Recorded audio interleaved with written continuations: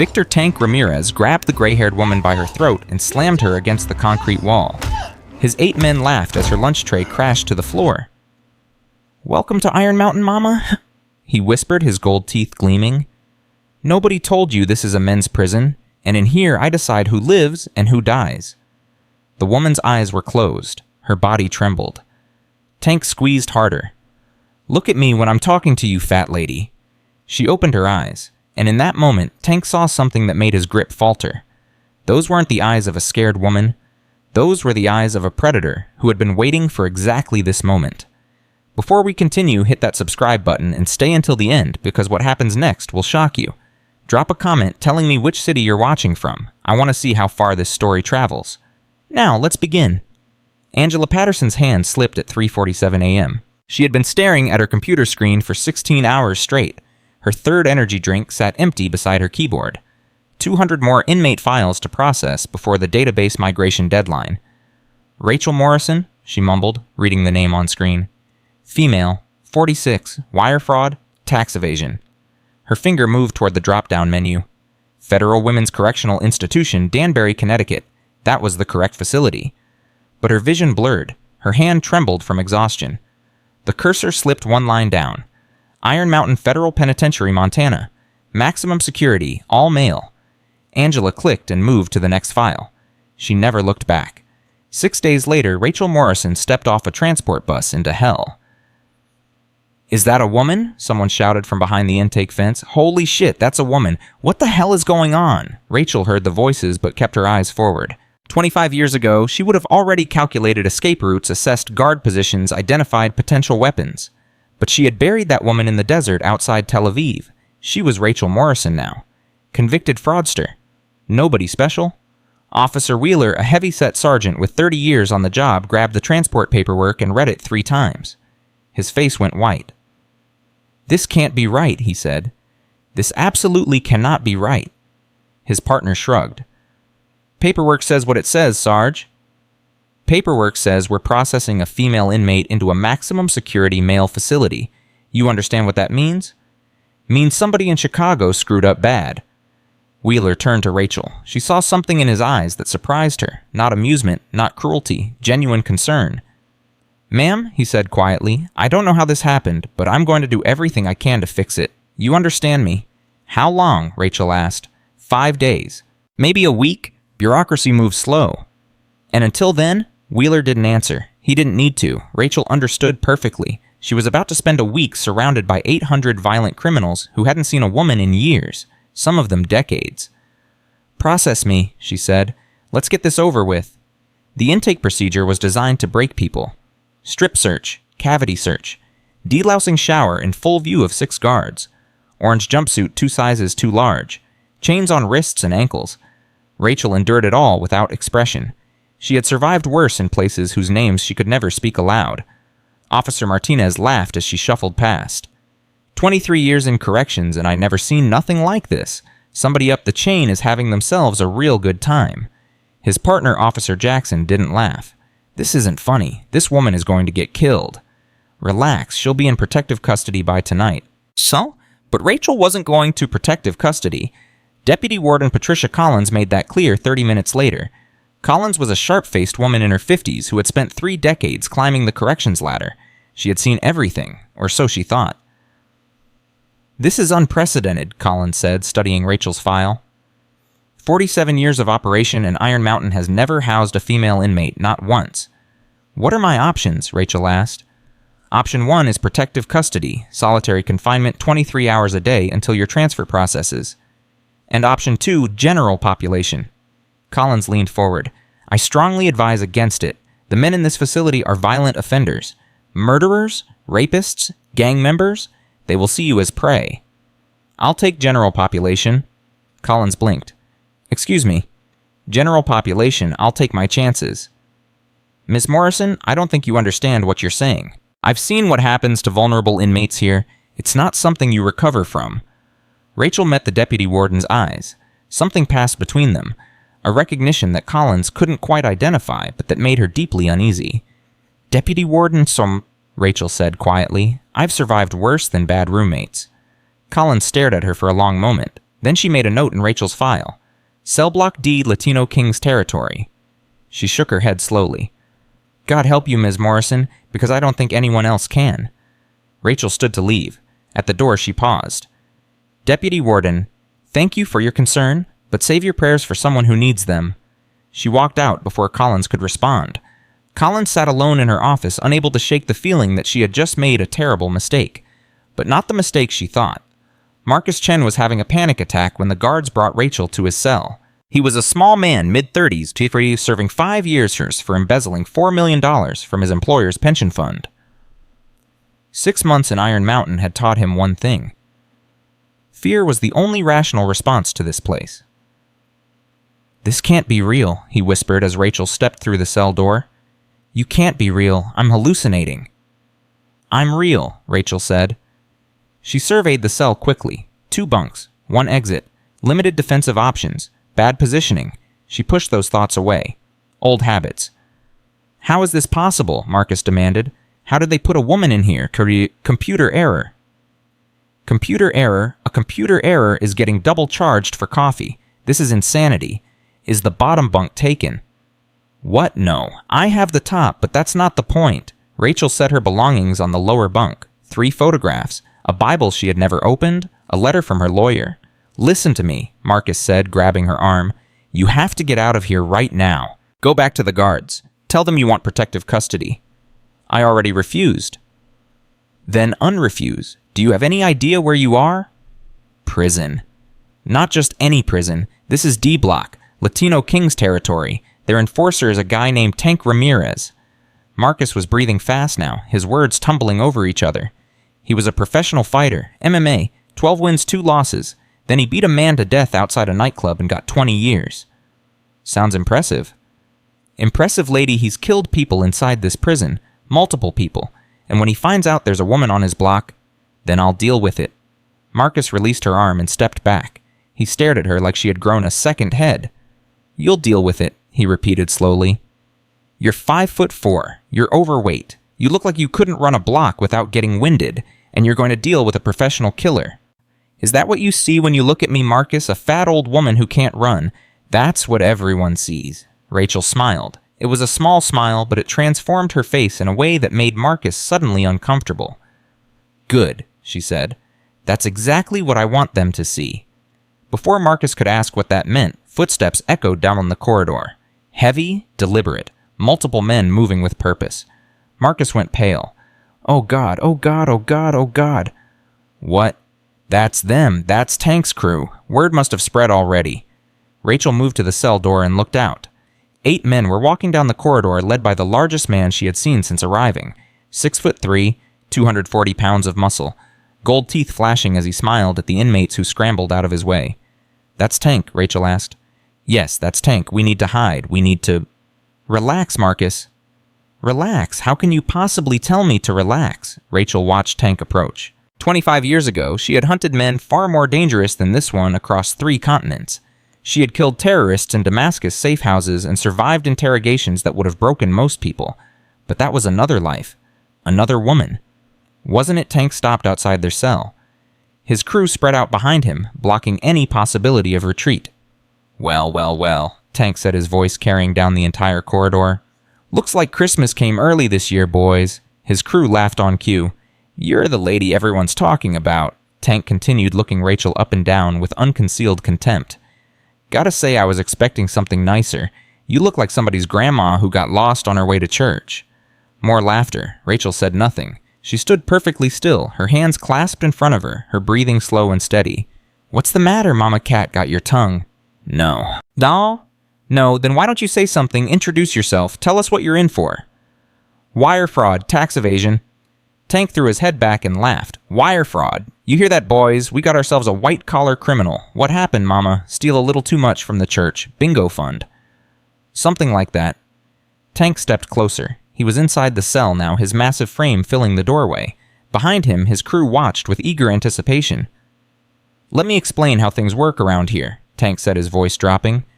D-Block belongs to the Latin Kings, which means everything in D-Block belongs to us. The drugs, the gambling, the protection rackets. He smiled. And now you. Rachel met his eyes. I don't belong to anyone. The corridor went silent. Even Tank's crew stopped their snickering. What did you say? Tank asked softly. I said I don't belong to anyone. I never have. I never will. Tank stared at her. For just a moment, something flickered in his expression. Uncertainty. Confusion. The woman's response didn't match her appearance. She should be crying, begging, offering to do anything to survive. Instead, she was looking at him like he was an inconvenience. You got guts, Mama, Tank said finally. I'll give you that, but guts don't mean nothing in here. You know what means something power, and I got all of it. If you say so, I do say so, and here's how it's going to go. Tomorrow morning breakfast, you're going to come find me. You're going to apologize for disrespecting me in front of my boys, and then you're going to do whatever I tell you to do whenever I tell you to do it. You understand? And if I don't... Tank leaned in close. His breath was hot against her face. Then I'm going to show you what happens to people who disrespect me, and believe me, Mama, you don't want that lesson. Rachel didn't flinch, didn't blink, didn't look away. I'll see you at breakfast, she said. Tank held her gaze for a long moment, then he laughed and stepped back. I like you, Mama. You got fire. Too bad it ain't gonna save you. He turned and walked away, his crew falling in behind him. Their laughter echoed down the corridor long after they disappeared. Marcus collapsed onto his bunk, shaking violently. We're dead, he moaned. We're both dead. We're fine. Fine. Did you hear what he said? Did you see the look in his eyes? That man is going to kill you, and then he's going to kill me just for being your cellmate. Rachel sat down on her bunk and began removing her shoes. Her movements were calm, methodical, as if nothing unusual had happened. Marcus, I need you to listen to me carefully. What? Tomorrow morning, whatever happens, I need you to stay out of it. Don't try to help me. Don't try to intervene. Just keep your head down and let me handle things. Handle things? How are you going to handle things? You're one woman against. Marcus. Her voice was sharp now, cutting through his panic. Do you trust me? I don't even know you. Fair point. Then let me ask a different question. Do you want to survive the next week? Of course I do. Then do exactly what I say. Stay out of my way. Don't draw attention to yourself. And whatever you see tomorrow morning, keep your mouth shut about it afterward. Marcus stared at her. What are you planning? Rachel lay back on her bunk and closed her eyes. Nothing, she said. I'm just going to eat breakfast. She didn't sleep that night, not because she was afraid. She had trained herself decades ago to function without sleep when necessary, but the sounds of the prison kept her alert. Men shouting, guards walking the tier, somewhere distant someone screaming, and memories. Always the memories. She was 19 years old, standing in a training facility in the Negev desert. An instructor whose name she never learned was demonstrating a chokehold. In Krav Maga, there are no rules, he said. No honor, no mercy. When someone tries to kill you, your only objective is to make sure you are the one who walks away. Everything else is noise. She was 23, completing her first solo mission in Beirut. A Hamas operative who had planned a bombing that would have killed hundreds. She found him in a hotel room. He never saw her coming. Afterward, she sat on the bathroom floor and vomited until there was nothing left. She was 28, extracting a defector from Syrian intelligence. The mission went wrong. Her partner took a bullet meant for her. She carried him 3 miles through enemy territory to the extraction point. He died in the helicopter, holding her hand. She was 32, standing in a basement in Tehran. A man strapped to a chair, blood dripping from his face, her hands aching from the work she had done. Tell me what I need to know, she said, and this ends. He told her. She ended it anyway. She was 35, sitting across from a psychiatrist in Tel Aviv. He was explaining that she had severe PTSD, that she needed to stop operational work immediately, that continuing would destroy her. What else am I supposed to do? She asked. This is all I know. Learn something else, he said. Find a new life, before this one kills you. She was 38, meeting David Morrison at a fundraising gala in Chicago. He was charming, successful, completely ordinary. He had never killed anyone, never tortured anyone, never watched a friend die in his arms. She thought maybe ordinary was what she needed. She was 42, sitting in a lawyer's office signing divorce papers. The ordinary life hadn't worked. David couldn't understand why she woke up screaming 3 nights a week, why she checked the exits every time she entered a room, why she couldn't talk about her past. You're not the woman I married, he said. No, she agreed. I'm not. She was 44, making the decisions that would land her in prison. Desperate decisions. Stupid decisions. The kind of decisions people make when they've lost everything and don't care anymore. She was 46, lying on a prison bunk in Montana, wondering if the universe had a sense of humor. The past was the past. She had tried to bury it. But some things refused to stay buried. Breakfast came at 6:30 a.m. Rachel moved through the cafeteria line, slowly breathing heavily, shuffling her feet, playing the part. Every eye in the room tracked her movement. She got her tray. Reconstituted eggs. Cold toast. Something brown that might have been oatmeal. She found an empty table in the corner and sat with her back to the wall. Marcus had refused to come. "I'm not walking in there with a target painted on my back," he said. "Nothing personal." Rachel understood. Self-preservation was the most basic human instinct. She couldn't fault him for listening to it. She had been eating for 4 minutes when the cafeteria went silent. Tank was making his entrance. He walked through the room like a king surveying his domain. His crew followed behind him, 8 men who had earned their places through violence and loyalty. Other inmates cleared paths without being asked. Guards watched but didn't intervene. Tank made a show of looking around as if noticing Rachel for the first time. Then he smiled and began walking toward her table. Well, he announced loud enough for the entire cafeteria to hear. "Looks like Mama decided to show up after all, and here I thought you might be hiding in protective custody by now." His crew laughed. Some of the other inmates joined in, grateful not to be the target of Tank's attention. Rachel continued eating. She didn't look up. "Hey!" Tank stopped at her table, looming over her. "I'm talking to you, lady." Rachel took another bite of eggs. "I can hear you." "Then look at me when I'm speaking." Rachel set down her fork. She raised her eyes to meet Tank's gaze. And there it was again, that flicker of uncertainty in Tank's expression. The woman's eyes didn't match the rest of her. They were calm, steady, patient, like she was waiting for something. "You remember what I told you last night?" Tank asked. "About what was going to happen this morning?" "I remember." "So where's my apology?" "There isn't one." The cafeteria went quieter still. 300 men holding their breath. Tank's smile faded.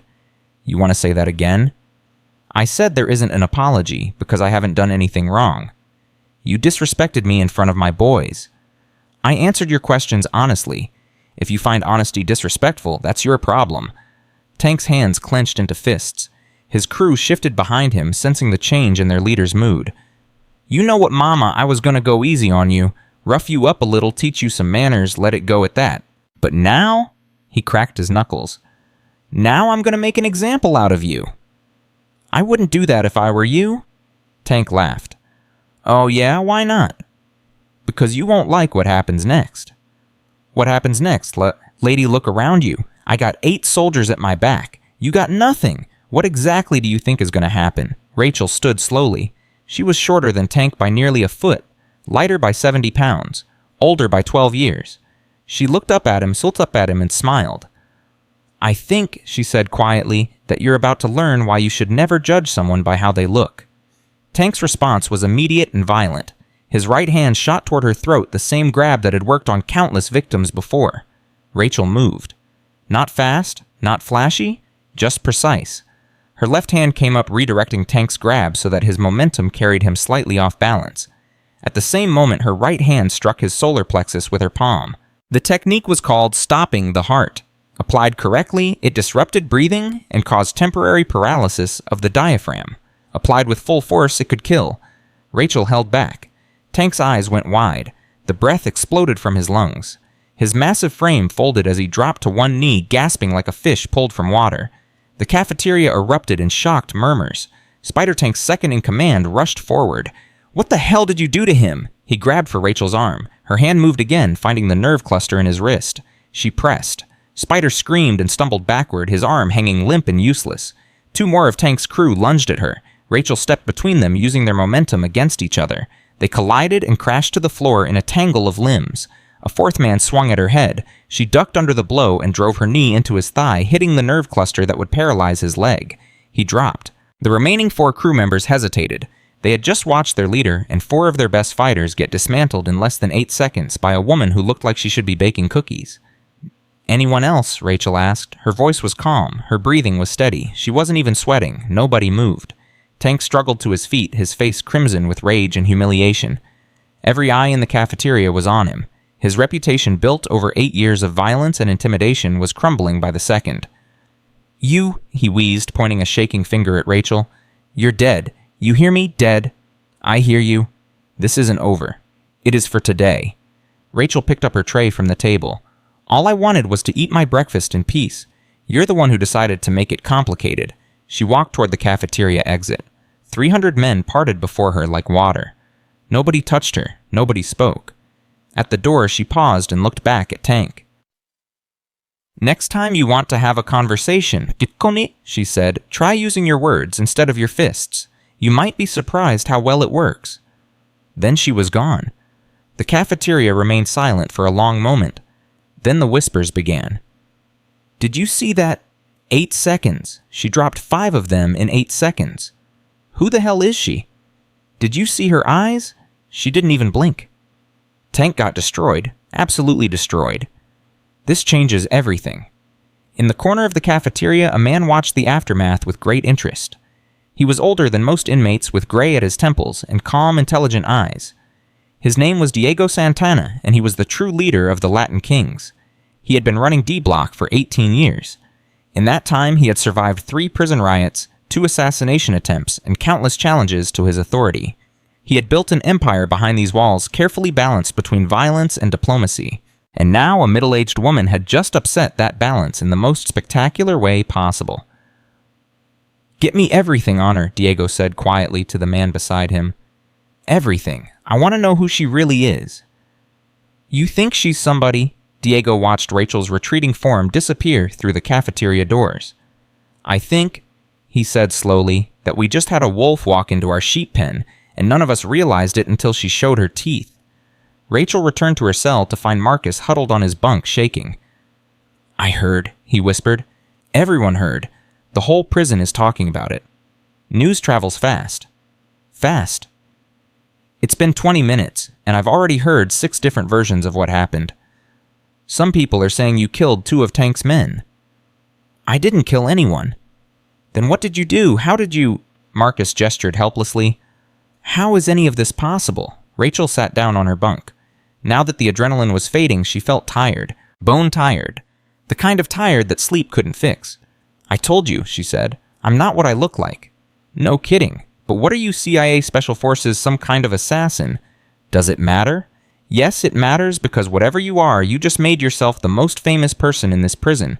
And Tank Ramirez is not going to let what happened slide. He can't. His entire reputation depends on making you pay." "I know." "Then what are you going to do?" Rachel closed her eyes. "Whatever I have to." The afternoon brought a visitor Rachel hadn't expected. Officer Wheeler appeared at her cell door during the quiet hours when most inmates were in their work assignments.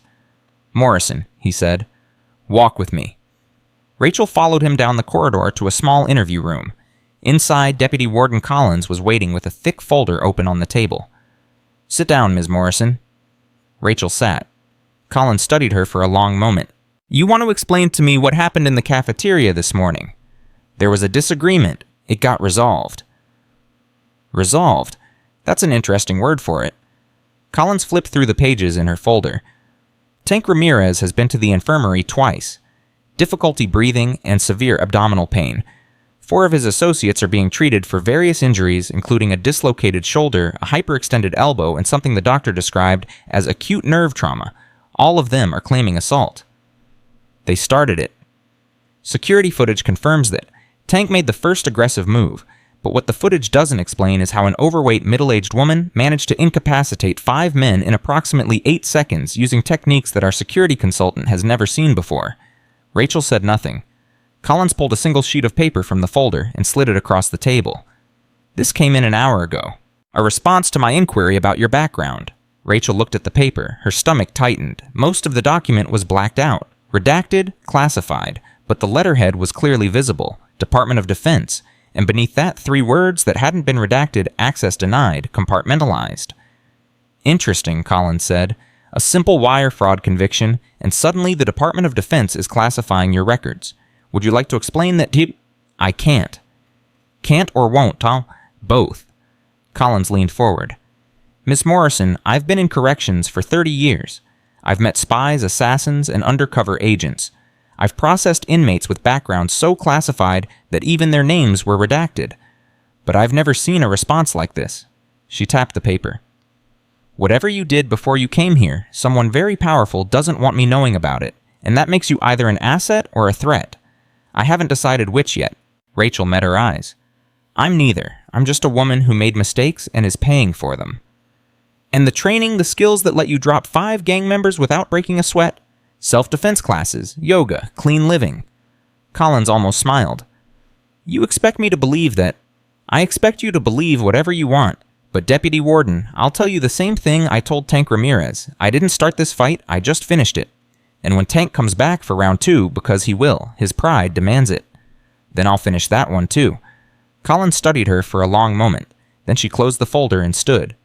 I don't know what your game is, Morrison, but I know this whatever happened this morning is going to have consequences. Tank Ramirez isn't the type to let humiliation stand, and now there are other factors in play. What other factors? Collins hesitated. Word has reached the Aryan Brotherhood. Their leader Karl Hoffman is apparently very interested in meeting the woman who dropped the Latin King's enforcer. Rachel's expression didn't change, but internally she ran rapid calculations. The Aryan Brotherhood was the most violent gang in the federal prison system. Their involvement changed everything. When... Soon. Maybe tonight, maybe tomorrow, but it's coming. Collins walked to the door, then paused. One more thing, Morrison. I've put in an emergency request to expedite your transfer, but even with that, you're looking at another 4 to 5 days minimum. I suggest you spend that time very, very carefully. She left. Rachel sat alone in the interview room, thinking. The situation had escalated faster than she anticipated. Tank's pride would demand retaliation. The Aryan Brotherhood's interest added another layer of danger. And somewhere in all of this, Diego Santana was watching, calculating, deciding how to use the chaos to his advantage. 4 to 5 days. 96 to 120 hours. An eternity in a place like this. Rachel closed her eyes and let her training take over. Assess, plan, prepare, survive. She had done it before in places far more dangerous than Iron Mountain. She would do it again. That evening, an unexpected ally revealed herself. Maria Santos was a transgender woman who had somehow survived 3 years in Iron Mountain through a combination of wit alliances and sheer determination. She approached Rachel during the dinner hour, sliding into the seat across from her without asking permission. You're either the bravest woman I've ever met, Maria said, or the craziest. Why not both? Maria laughed. It was a genuine laugh, warm and unguarded. Fair point. I'm Maria. Rachel. I know who you are. Everyone knows who you are now.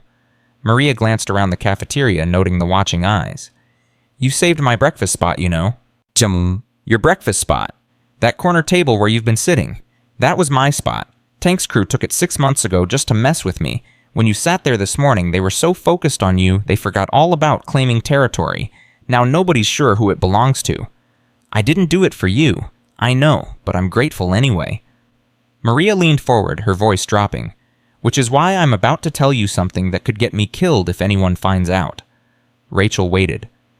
Tank's planning revenge. Big revenge. The kind that sends messages. I assumed. He's reached out to the Aryan Brotherhood, made a deal with Karl Hoffman. What kind of deal? Territory. Tank's offering Hoffman a piece of the Latin King's gambling operation in exchange for soldiers. The attack is coming tonight, during the night shift when guard coverage is minimal.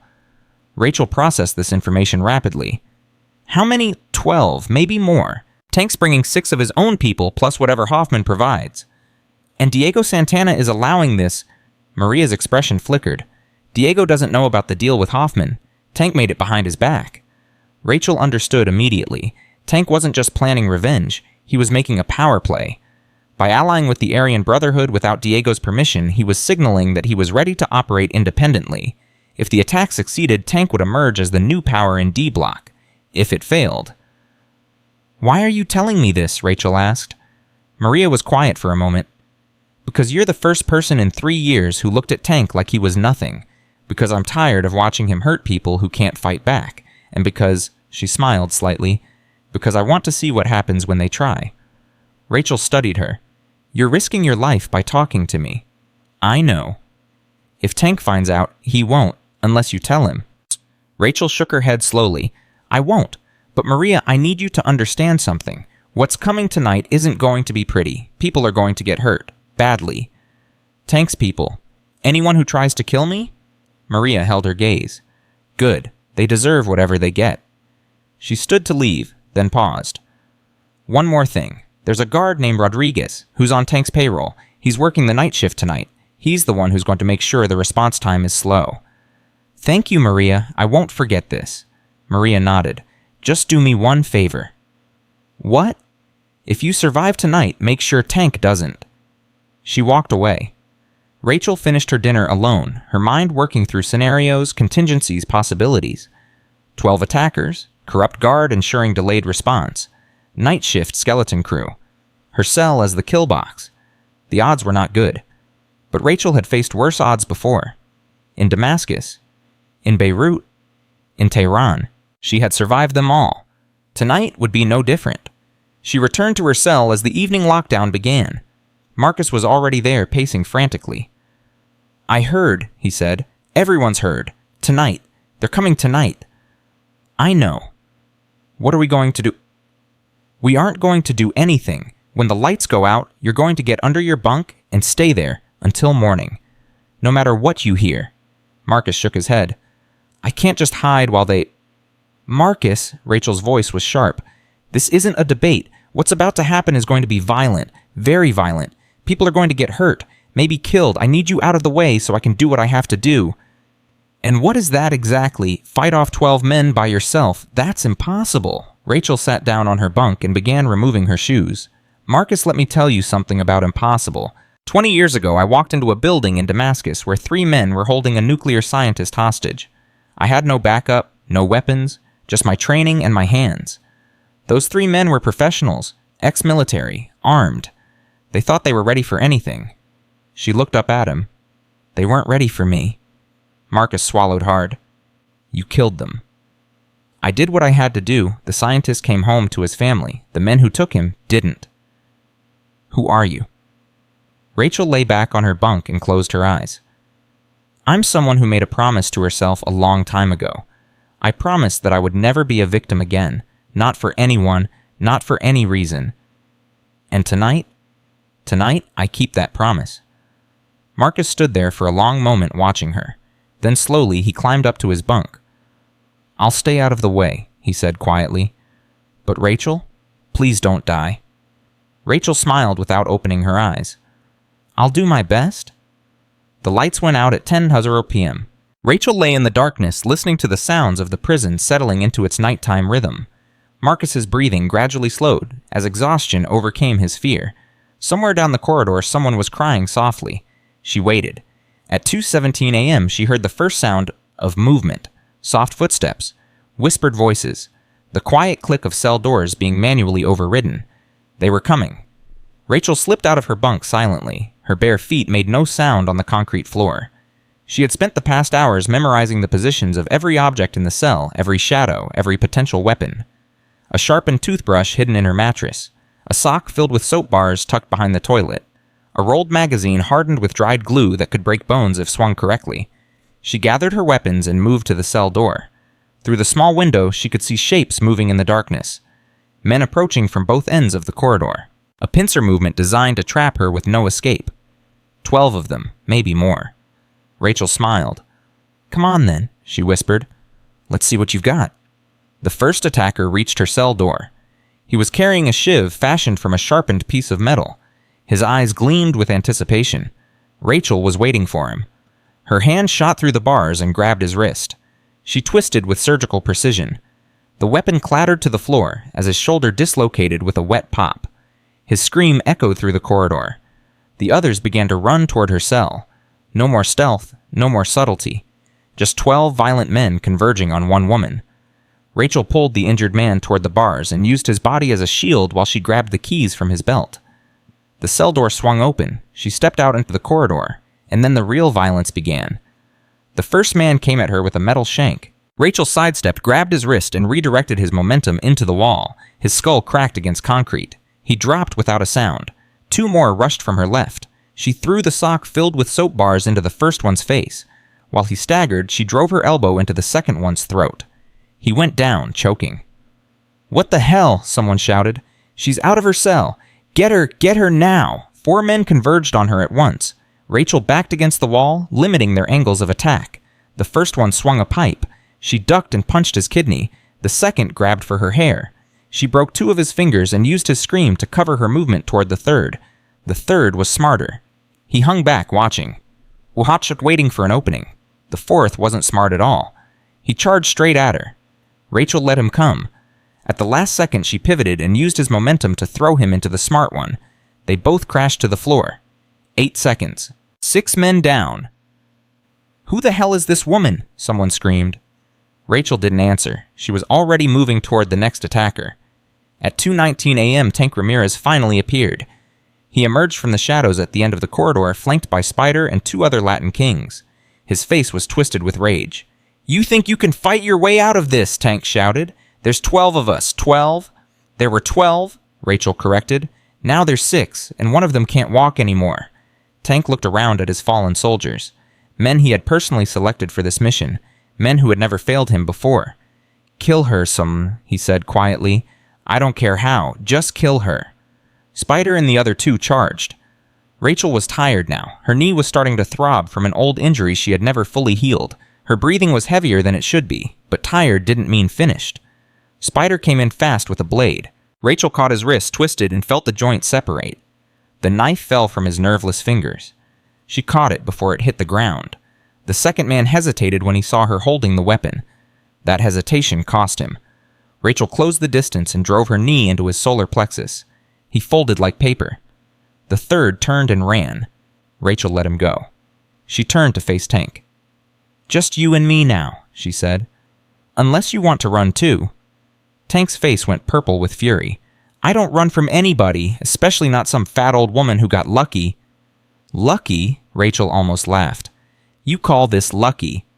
I call it a trick, some kind of trick, but tricks don't work twice." He charged. Tank was fast for his size. His MMA training showed in every movement. He threw a combination that would have dropped most fighters. Rachel wasn't most fighters. She slipped his first punch, blocked his second, and took the third on her forearm. Pain shot through her arm, but she ignored it. Pain was just information. Tank pressed his advantage, driving her backward with a series of brutal strikes. He was stronger than her, faster than her, younger than her, but he was also angry, and angry fighters made mistakes. Rachel waited for his mistake. It came at 2:21 a.m. Tank overcommitted to a right hook, leaving his left side exposed for just a fraction of a second. Rachel's palm shot forward and struck the nerve cluster beneath his armpit. Tank's left arm went numb instantly. "What?" he gasped. Rachel didn't let him finish. Her knee came up into his thigh, hitting the femoral nerve. His leg buckled. "How are you?" Her elbow cracked against his jaw. Tank staggered. "This isn't possible." Her palm struck his sternum again, harder this time. Tank's heart skipped. His lungs seized. He crashed to his knees, gasping for air that wouldn't come. Rachel stood over him, barely breathing hard despite the exertion. "I tried to warn you," she said quietly. "All I wanted was to be left alone. You're the one who made this personal." Tank looked up at her with something new in his eyes. Not anger, not pride. Fear. "What are you?" he whispered. Before Rachel could answer, a voice echoed from the end of the corridor. "Now that's what I call a show." Rachel turned. A massive figure was walking toward her, stepping casually over the bodies of fallen men. Carl the Butcher, Hoffman, had finally arrived. At 2:23 a.m., Rachel faced the most dangerous man in Iron Mountain. Hoffman was enormous. 6'5", 280 pounds, with arms covered in white supremacist tattoos that told the story of 15 confirmed kills. He moved with the casual confidence of a predator who had never met his match. "You must be the famous Rachel Morrison," Hoffman said, stopping 10 feet away. "I've been hearing stories about you all day. Fat lady who dropped Tank with one hit. I thought it was exaggeration." "It wasn't." "I can see that now." Hoffman glanced at Tank, who was still on his knees, struggling to breathe. "Pathetic. 8 years building a reputation, and one woman tears it down in 2 days. Are you here to talk or fight?" Hoffman smiled. His teeth were stained yellow.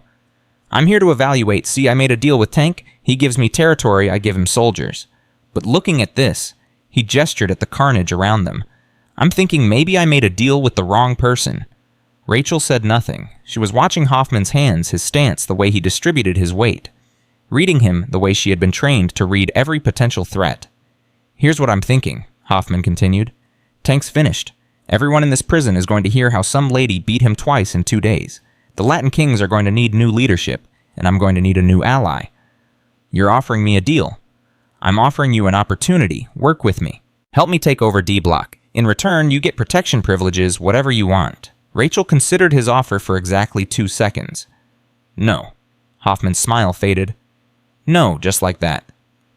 I don't work with racists, I don't work with murderers, and I definitely don't work with people who send 12 men to kill a woman in her sleep.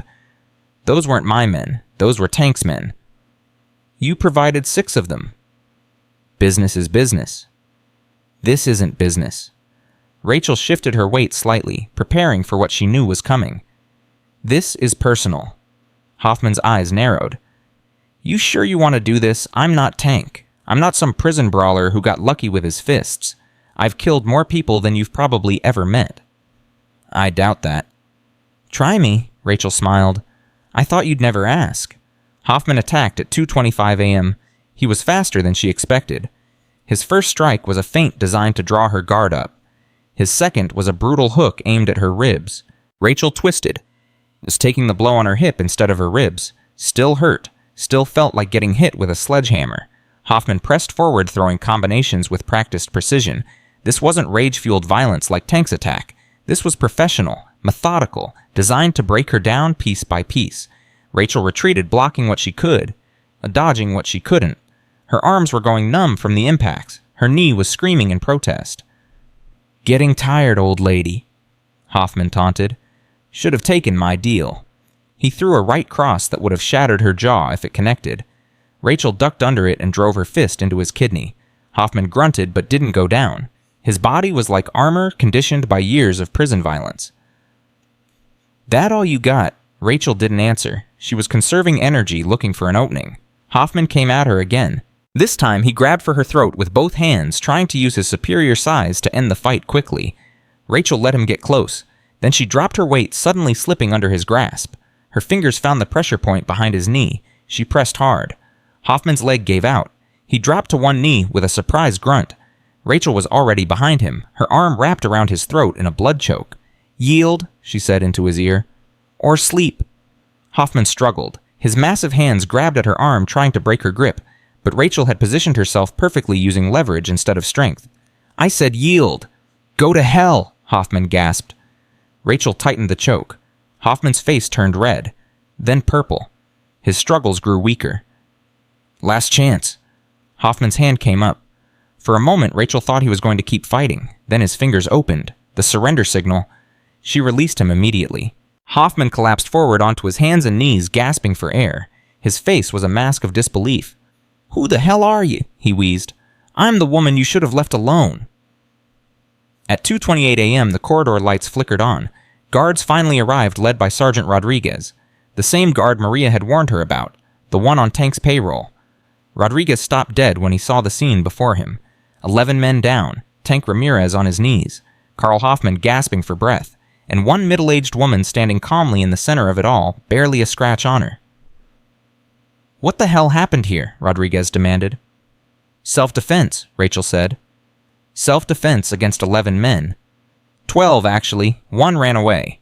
Rodriguez's hand moved toward his radio, then stopped. He was calculating, trying to figure out how to spin this, how to protect Tank while explaining the carnage. Officer Wheeler pushed past him. His face went pale when he saw the bodies. "Jesus Christ," Wheeler breathed. "Morrison, are you hurt?" "I'm fine." "Fine. There's 11 men on the ground. They attacked me in my cell. I defended myself." Wheeler looked at Rodriguez. Something passed between them, an unspoken question. Rodriguez looked away first. "Medical for the injured," Wheeler ordered. "Morrison, you're coming with me. Deputy Warden's going to want to hear about this directly." Rachel nodded and followed Wheeler down the corridor.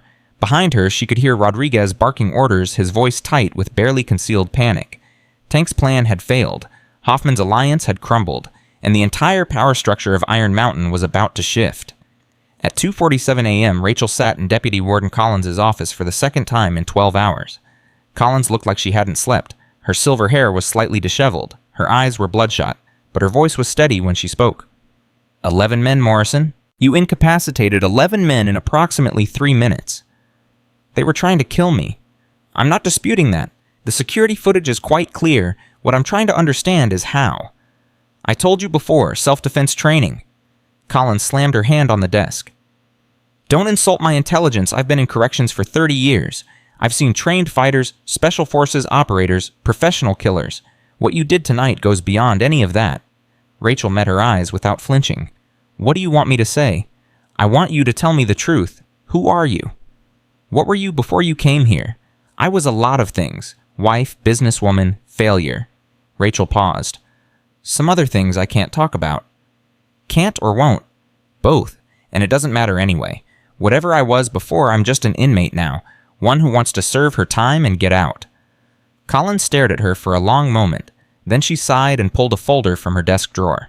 I made some calls tonight, called in some favors, reached out to contacts I haven't spoken to in years. She opened the folder. Do you know what I found? Rachel's stomach tightened. No. Nothing. Absolutely nothing. Your records before 2014 don't exist. No birth certificate, no social security history, no employment records, nothing until you suddenly appeared in Chicago 10 years ago with a fully formed identity and married an American businessman. Records get lost. Not like this. This is professional. This is the kind of scrubbing you see with witness protection or, Collins paused, or intelligence operatives. Rachel said nothing. I also found out that 3 separate agencies have flagged your file in the last 24 hours. CIA, NSA, and one I didn't recognize but that apparently has enough pull to shut down any further inquiries. Interesting. Interesting? That's all you have to say. What do you want me to say, Deputy Warden? I can't confirm anything. I can't deny anything. All I can tell you is that I'm not a threat to this facility or anyone in it, unless they try to kill me first. Collins closed the folder. The transfer request. I've been pushing it through every channel I have, but now there are complications. What kind of complications? The kind that come from having 3-letter agencies suddenly interested in your location. Someone out there wants to know where you are, and they're not being subtle about it. Rachel's mind raced. Who would be tracking her former employers? Someone she had crossed in her previous life, an old enemy who had finally found her trail. How long until the transfer? She asked. I don't know anymore. Could be days, could be weeks, could be never if whoever is asking these questions decides they want you to stay exactly where you are. So I'm trapped here. For now. Collins stood. But there's something else you should know. What happened tonight changed things. Tank Ramirez's reputation is destroyed. The Aryan Brotherhood's leader was beaten by a woman half his size. The entire gang hierarchy in this prison is in flux. And that makes you either the most protected person in Iron Mountain or the biggest target. I haven't figured out which yet. At 3:15 a.m., Rachel was escorted back to her cell. Marcus was awake, huddled in the corner of his bunk with a blanket wrapped around him like a shield. His eyes were red from crying. You're alive, he whispered. I'm alive. I heard the fighting. I heard the screaming. I thought, his voice cracked. I thought they killed you. They tried. Rachel sat down on her bunk. Now that the adrenaline was fully gone, the pain was setting in. Her ribs ached. Her knee throbbed. Her arms felt like they had been tenderized with hammers. What happened? Marcus asked. 11 men attacked me. I stopped them. Stop them how? Does it matter? Marcus was quiet for a moment. Then he climbed down from his bunk and sat on the floor across from her. Rachel, I need to understand something. What I heard tonight, the sounds, the screaming, that wasn't a fight. That was a massacre. How is that possible? How can one person do what you did? Rachel looked at him. He was shaking, but beneath the fear she saw something else. Curiosity, and maybe, just maybe, a flicker of hope. When I was 19 years old, she said quietly, I was recruited by an organization. They trained me for 12 years. Combat, infiltration, interrogation, survival. They made me into something that could function in situations that would break normal people. What organization? One that doesn't officially exist? One that operates in the shadows, doing things that governments can't acknowledge? I spent over a decade hunting terrorists, extracting defectors, eliminating threats that you never heard about on the news. Marcus swallowed hard. You were an assassin. I was an operative. Sometimes that meant killing people. Sometimes it meant saving them. Mostly it meant surviving situations where survival wasn't supposed to be possible. And then I burned out. The human mind isn't designed for that kind of work. Eventually it breaks. I broke. So I left, came to America, tried to build a normal life. That didn't work out. No, it didn't. Normal is harder than people think when you've seen the things I've seen, done the things I've done. Marcus was quiet for a long time. When he spoke again, his voice was barely above a whisper. Are we safe now? After what you did tonight? Rachel thought about Hoffman's face as she choked him unconscious, about the fear in Tank's eyes, about the agency suddenly tracking her file. I don't know, she admitted. Tonight was just the beginning. The power structure in this prison is broken now. That means chaos, and chaos means opportunity for people who want to fill the vacuum. What does that mean for us? It means we stay alert, we watch our backs, and we wait to see what happens next. At 6:30 a.m., the morning count revealed the full extent of the damage. Tank Ramirez was in the infirmary with 2 cracked ribs and a collapsed lung. 4 of his crew were in the medical wing with various injuries. Carl Hoffman had been transferred to solitary confinement pending investigation. The Whisper Network carried the news through every cell block in Iron Mountain. The fat lady had done it again. Not just beaten Tank this time. Demolished him. Destroyed his entire crew. Humiliated the most feared gang leader in the facility. And she had done it alone. At 7:45 a.m., Diego Santana requested a meeting. Rachel found him in the library during the morning activity period. He was sitting alone at a table in the corner, a book open in front of him that he clearly wasn't reading. Sit down, Ms. Morrison. Rachel sat. Diego studied her for a long moment. His eyes were calculating, measuring, assessing. This was a man who had survived 18 years in maximum security by being smarter than everyone around him. Do you know who I am? He asked. Diego Santana, true leader of the Latin Kings. Tank was your enforcer, but you made the decisions. That's correct. And do you know why I wanted to meet with you? Because Tank went behind your back, made a deal with Hoffman without your permission, and now his plan has failed spectacularly, leaving you with a power vacuum and no enforcer. Diego's eyebrows rose slightly. You're well informed. I pay attention. Clearly. Diego closed his book. Tank was useful, loyal in his way, but he was also stupid. Ruled by pride instead of strategy. I warned him not to pursue this vendetta against you. He didn't listen. And now? Now he's finished. Even if he recovers from his injuries, his reputation is destroyed. No one fears a man who's been beaten twice by... He paused. By a fat old woman. Your words, not mine, although I suspect that description significantly undersells what you actually are. What do you think I am? Diego leaned back in his chair. I think you're the most dangerous person in this prison. More dangerous than Tank, more dangerous than Hoffman, possibly more dangerous than anyone I've encountered in 18 years. That's quite a compliment. It's an observation, one that leads me to a simple question. Diego's eyes locked onto hers. What do you want? Rachel considered the question carefully. I want to serve my time and get out, nothing more. Really, no ambition, no desire for power or influence. I've had power, I've had influence. They weren't worth what they cost me. Diego nodded slowly. I believe you, which is unfortunate. Why? Because a person with your skills could be extremely valuable to me, and because refusing my protection means you remain a target for every ambitious fool in this prison who thinks they can make their reputation by taking you down. I can handle ambitious fools. You've proven that.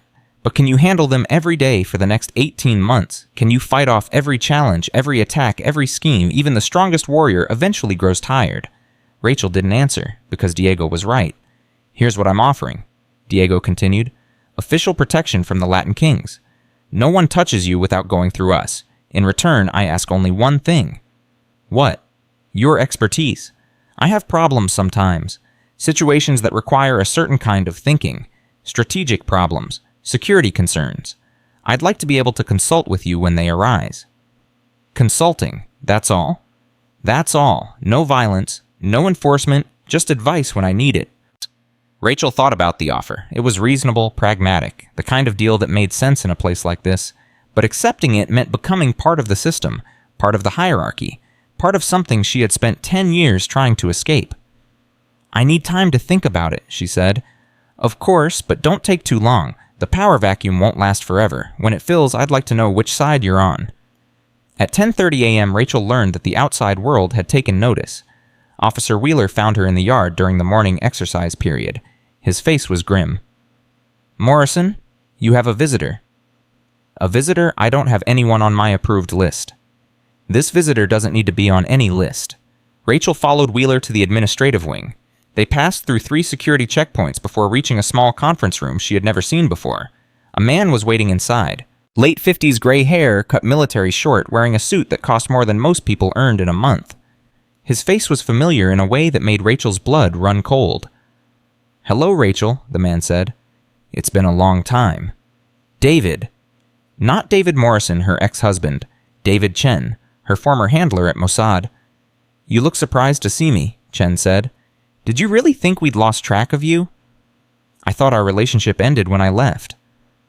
"Relationships like ours never really end. We just take breaks sometimes." Chen gestured to the chair across from him. "Please, sit." Rachel sat. Her mind was racing. David Chen's presence here meant something significant. Something she probably wasn't going to like. "You've been busy," Chen continued.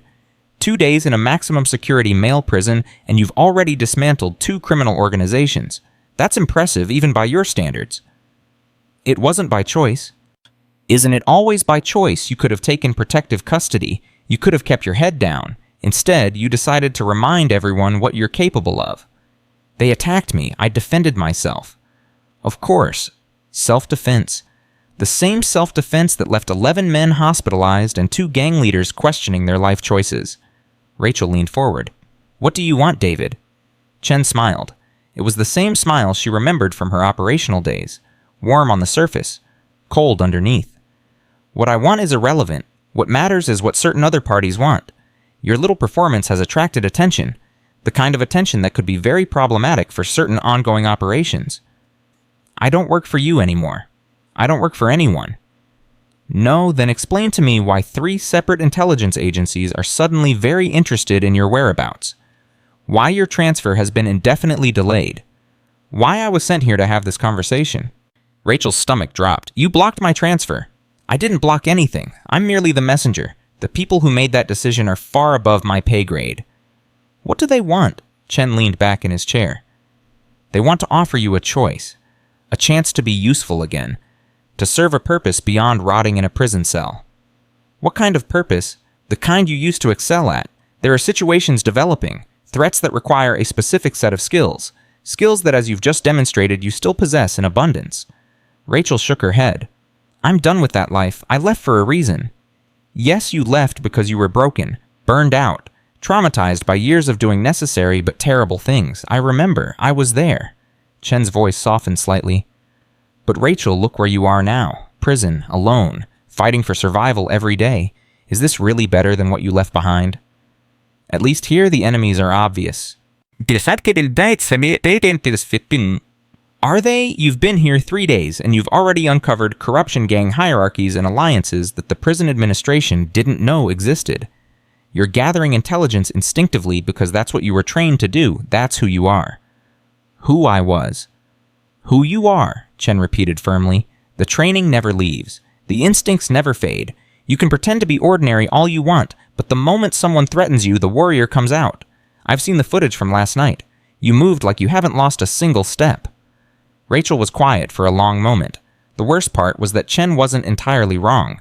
Fighting again had felt natural, familiar, like coming home to a place she had tried desperately to forget. "What exactly are you proposing?" she asked finally. "For now, nothing specific. Just keep your options open. Complete your sentence. Stay sharp, and when the time comes, be ready to have another conversation. And my transfer will remain pending until certain parties decide otherwise. Consider it motivation to take our offer seriously." Chen stood and straightened his jacket. "It was good to see you, Rachel. Despite everything, I always thought you were one of the best. It would be a shame to waste that potential in a place like this." He walked to the door, then paused. "One more thing. The attention you've attracted isn't all friendly. There are people who remember you from the old days, people who have long memories and longer grudges. Some of them might decide that your current vulnerability is an opportunity they can't pass up." "Is that a threat?" "It's a warning. From someone who, believe it or not, doesn't want to see you dead. Chen smiled one last time. Stay alert, Rachel. The real danger might not be the criminals in this prison. It might be the ones who come looking for you from outside. He left. Rachel sat alone in the conference room, her mind spinning with implications. Her past had finally caught up with her. The life she had tried to escape was reaching out to drag her back. And somewhere out there, old enemies were watching, waiting. The prison walls that had seemed like punishment now felt like something else entirely. A trap. At 12:15 p.m., Rachel returned to the general population with a new understanding of her situation. She wasn't just fighting for survival in Iron Mountain anymore. She was caught between forces she couldn't fully see or understand. Her former employers wanted to use her again. Her former enemies wanted her dead. And the criminal hierarchy of the prison was reshaping itself around her whether she liked it or not. Maria Santos found her in the cafeteria during lunch. You look like you've seen a ghost, Maria said. Something like that. Want to talk about it? Rachel shook her head. Not yet, but Maria, I need you to do something for me. Name it. Keep your ears open. If anyone comes asking about me, anyone from outside, I need to know about it immediately. Names, descriptions, anything you can find out. Maria's expression grew serious. You expecting trouble? I'm always expecting trouble, but this might be different. This might be something I can't fight my way out of. From outside the prison? From my past. Maria nodded slowly. I'll spread the word. But Rachel, whatever's coming, you should know something. After last night, you've got more allies in here than you realize. A lot of people are grateful for what you did. Grateful. Tank and Hoffman terrorized this place for years. You broke them both in one night. That means something to people who've been living in fear. Rachel looked around the cafeteria. She noticed something she hadn't before. People nodding at her, making eye contact. Small gestures of acknowledgement from inmates who had avoided her completely just yesterday. They're not afraid of me, she realized. Some are, but most of them are impressed. And in a place like this, respect is worth more than gold. Rachel thought about Diego's offer, about Chen's proposal, about the enemies gathering outside the walls. Maybe she didn't have to face all of this alone. Maybe that was the lesson she was supposed to learn. Thank you, Maria, she said quietly, for everything. Maria smiled. Thank me by surviving. That's all any of us can do in here. Survive one day at a time. At 3:00 p.m., Rachel made her decision. She found Diego in his cell during the afternoon quiet hours. He looked up from his book when she appeared in his doorway. That was faster than I expected, he said.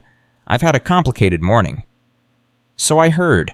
Mysterious visitor from outside. Very unusual for someone with your profile. You heard about that. I hear about everything that happens in this prison. It's how I've stayed alive for 18 years. Rachel stepped into the cell. I'll accept your offer, protection in exchange for consultation, but I have conditions. Name them. First, no violence on my behalf unless I specifically authorize it. I don't want people hurt in my name. Reasonable. Second, anything I tell you stays between us. No sharing with your lieutenants, no using it for leverage. Complete discretion. Also reasonable.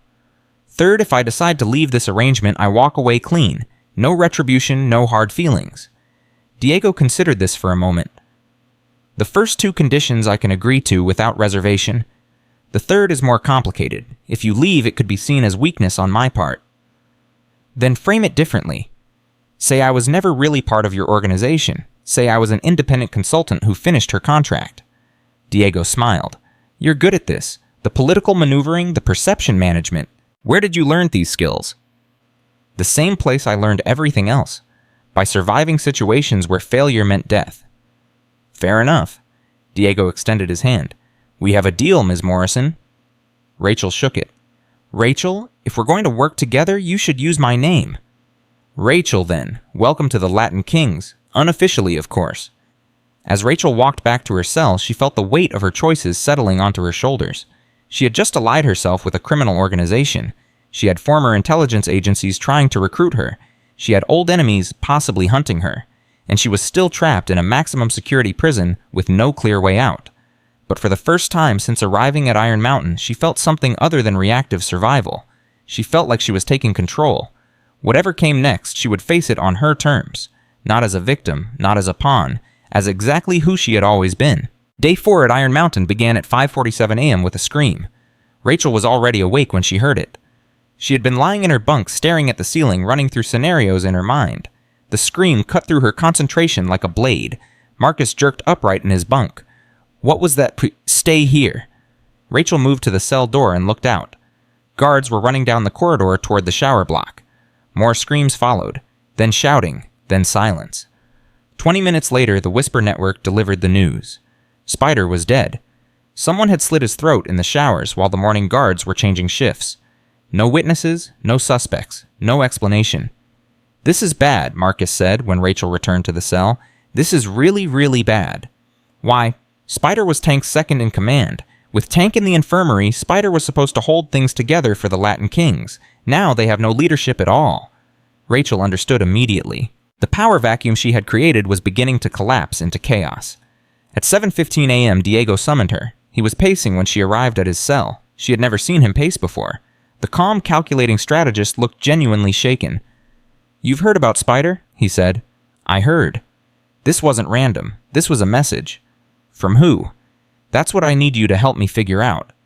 Diego stopped pacing and faced her. Spider was loyal, stupid but loyal. He would never have gone to the showers alone during a shift change unless someone told him it was safe. Someone he trusted.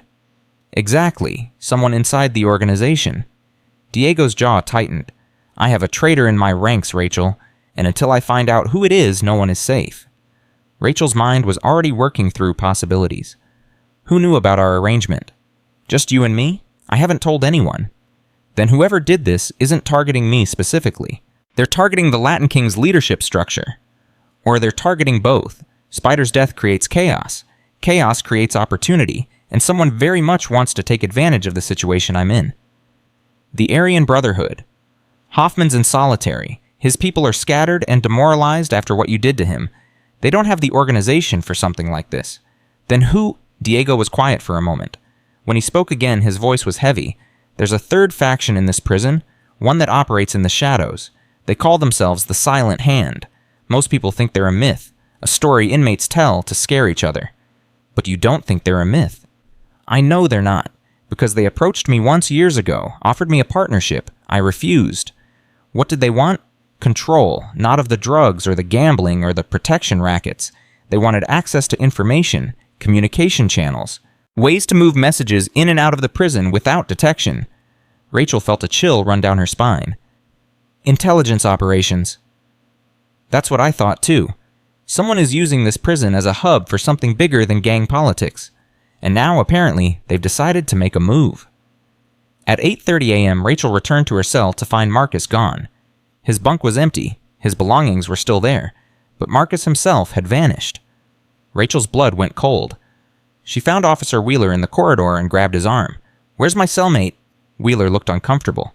"Chen?" "Yeah, he was transferred this morning." "Transferred where?" "Different cell block, administrative decision. Nothing to do with you." "Which cell block?" Wheeler hesitated. "A block. Aryan Brotherhood territory." "Who authorized it?" "I don't know. The order came from above, way above my pay grade." Rachel released his arm and walked away. Her mind was racing.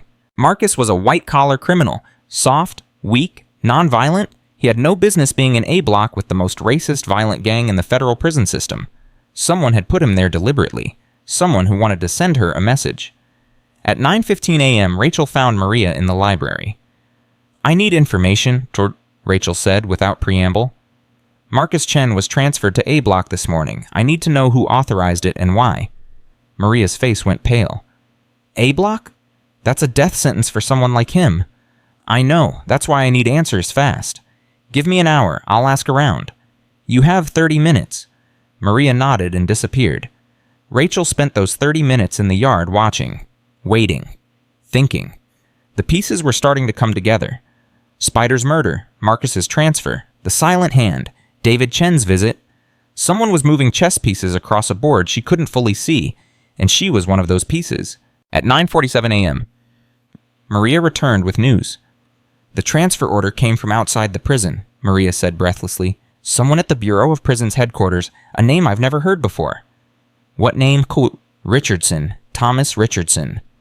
Rachel closed her eyes. She knew that name. Thomas Richardson had been a CIA liaison during her operational days. A cold, efficient man who treated human beings like disposable assets. This isn't about prison politics, Rachel said quietly. This is about me. What do you mean, was? Someone from my past is using Marcus as leverage. They transferred him to A block because they knew I'd find out. They knew I'd react. React how? Rachel opened her eyes. By doing something stupid. By making a mistake. By revealing something about myself that I've been trying to hide. So what are you going to do, Height? Rachel thought about Marcus. Terrified, awkward Marcus, who had warned her about Tank on her first night, who had hidden under his bunk while she fought for her life, who had asked her please not to die. I'm going to do something stupid, she said. At 10:30 a.m., Rachel walked into A block. The guards didn't stop her. They barely glanced at her pass. Someone had cleared her way. That meant someone was watching. A block felt different from D block. The energy was darker, more concentrated. Swastika tattoos were everywhere. White inmates clustered in groups watching her approach with open hostility. Wrong neighborhood, sweetheart, someone called out. Looking for someone, Rachel replied. Ain't nobody here wants to be found by you. Rachel kept walking. She could feel the tension building around her with every step. These men knew who she was, knew what she had done to Hoffman, and they wanted payback. She found Marcus in a cell at the end of the block. He was huddled on a bunk, his face bruised and swollen. When he saw Rachel, his eyes went wide with terror. You shouldn't be here, he whispered. They're waiting for you. It's a trap. I know. Then why did you come? Because you're here? Marcus started crying. I'm not worth it. I'm nobody. Just let me go and save yourself. Rachel crouched beside his bunk. Marcus, listen to me carefully. I'm going to get you out of here, but I need you to trust me. Can you do that? They broke my rib. When they brought me in, they beat me and said it was just a preview of what's coming. I know, and I'm sorry, but right now I need you to stand up and walk with me. I can't. They said if I try to leave, they'll kill me. They're going to try anyway. Rachel's voice hardened. Your only chance is to come with me right now. Do you understand? Marcus looked at her through swollen eyes. Slowly, painfully, he nodded. Okay, he whispered to it. Okay? At 10:45 a.m., Rachel helped Marcus to his feet. They had taken 3 steps toward the cell door when the first Aryan Brotherhood soldier appeared, then another, then 4 more. 6 men blocked their exit. Going somewhere. The speaker was a massive man with a shaved head and a swastika tattooed on his neck. I don't think so. You walked into our house, lady. Now you're going to find out what happens to people who disrespect the Brotherhood. I'm just here for my friend. Your friend is our property now, just like you're about to be. Rachel assessed the situation instantly. 6 opponents, narrow corridor, limited mobility, Marcus injured and unable to fight. Bad odds, but not impossible. Last chance, she said quietly. Let us walk out of here, and nobody gets hurt. The Brotherhood soldiers laughed. Did you hear that, boys? She thinks she can negotiate. The leader cracked his knuckles. Lady, I heard what you did to Hoffman. I ain't impressed. Hoffman was getting soft. Spending too much time playing politics instead of staying sharp. Me, I don't got that problem. He attacked. The fight that followed was brutal, efficient, and mercilessly one-sided. Rachel intercepted the leader's first punch and redirected it into the wall. Before he could recover, her elbow shattered his nose. He went down screaming. The second attacker came from her left. She ducked under his swing and drove her knee into his groin. When he doubled over, her forearm crashed into the back of his neck. 3 and 4 attacked together. Rachel grabbed 3's wrist and used his momentum to throw him into 4. They collapsed in a tangle of limbs. 5 hesitated. That hesitation cost him. Rachel's palm struck his throat.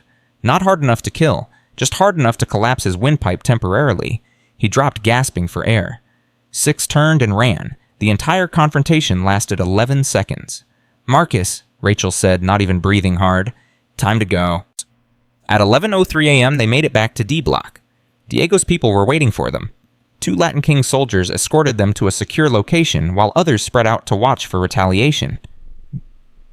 That was either very brave or very stupid, Diego said when Rachel delivered Marcus to the medical area. It was necessary.